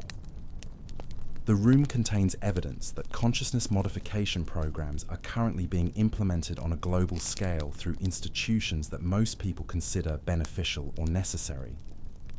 Educational systems that appear designed to develop human potential actually create specific types of psychological conditioning. Entertainment industries that seem to provide harmless diversion actually deliver sophisticated behavioral programming. Communication technologies that promise to connect people actually isolate them in ways that make them more susceptible to manipulation. The charts document how resistance movements are anticipated and managed by consciousness modification specialists.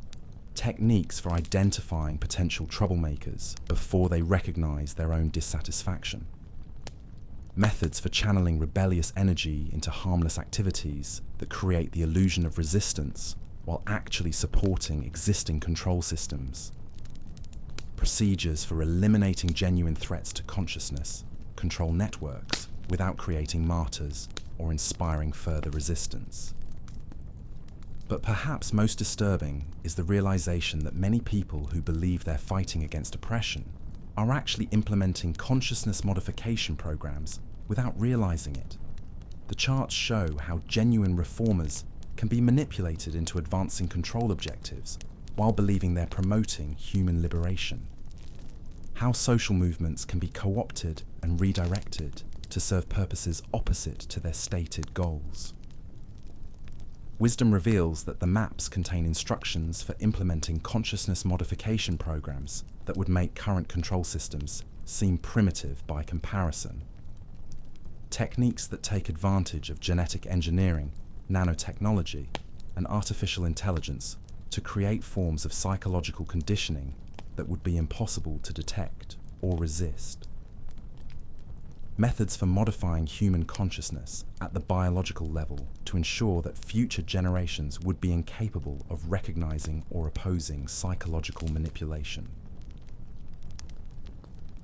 The charts describe scenarios where these advanced consciousness modification techniques could be implemented gradually, disguised as medical treatments, educational improvements, or technological conveniences.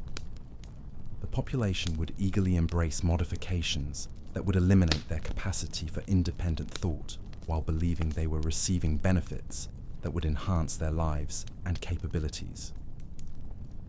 The room contains evidence that preparations for implementing these advanced control systems are already underway. Research programs that appear to focus on treating mental illness or enhancing human performance actually develop techniques for consciousness modification. Technology companies that claim to improve communication and information access actually create platforms for psychological conditioning. Government policies that seem designed to protect public safety actually establish infrastructure for mass consciousness control. Wisdom explains that the ultimate goal of these consciousness modification programs isn't simply political control or economic exploitation. The charts describe a vision of human civilization where psychological programming becomes so complete and sophisticated that the distinction between natural human behavior and artificial conditioning disappears entirely. People would think, feel, and act according to predetermined patterns, while experiencing these programmed responses as authentic expressions of their individual personalities. The maps reveal that this transformation of human consciousness is already well underway. The psychological conditioning that shapes contemporary behavior is far more extensive and sophisticated than most people realize. The thoughts that feel personal, the decisions that seem rational, the beliefs that appear freely chosen, may all be the products of consciousness modification programs that operate below the threshold of conscious awareness. As we prepare to leave this hidden map room behind, consider the possibility that your own consciousness may not be entirely your own, that the civilization you inhabit may be built on foundations of psychological control that stretch back thousands of years, that the future being planned for humanity may involve levels of consciousness modification that would make current control systems seem like child's play. The ancient charts continue their silent vigil, preserving knowledge that could transform or destroy everything we believe about human nature and potential. In the shadows cast by flickering lamplight, the maps seem to pulse with hidden life, their abstract patterns revealing themselves as blueprints for the systematic engineering of human consciousness across space and time. The door closes behind us with a soft whisper, sealing away secrets that continue to shape the modern world in ways that most people never recognize. The consciousness modification networks maintain their hidden influence, and somewhere in the calculations of ancient psychologists, and the predictions of forgotten social engineers, the next phase of humanity's carefully orchestrated development continues its inexorable approach. The greatest secret isn't what was hidden in the past, but what continues to operate in the present. Invisible threads connecting contemporary consciousness to control systems so old and sophisticated that their origins have been forgotten by everyone except the keepers of humanity's most dangerous knowledge. The shadows of ancient China stretch across the modern world, shaping thoughts that feel personal, decisions that seem rational, and beliefs that appear freely chosen, while the maps of human consciousness continue to guide us along paths we never chose, toward destinations we never imagined. As we reach the end of our journey through the misted corridors of ancient China's deepest mysteries, remember that history's greatest secrets often lie not in grand monuments or imperial tombs, but in the quiet spaces between recorded events. The whispered conversations behind silk screens, the rituals performed in forgotten temples, the knowledge passed down through generations of healers and scholars. These shadows of the past continue to shape our understanding of one of humanity's most enduring civilizations.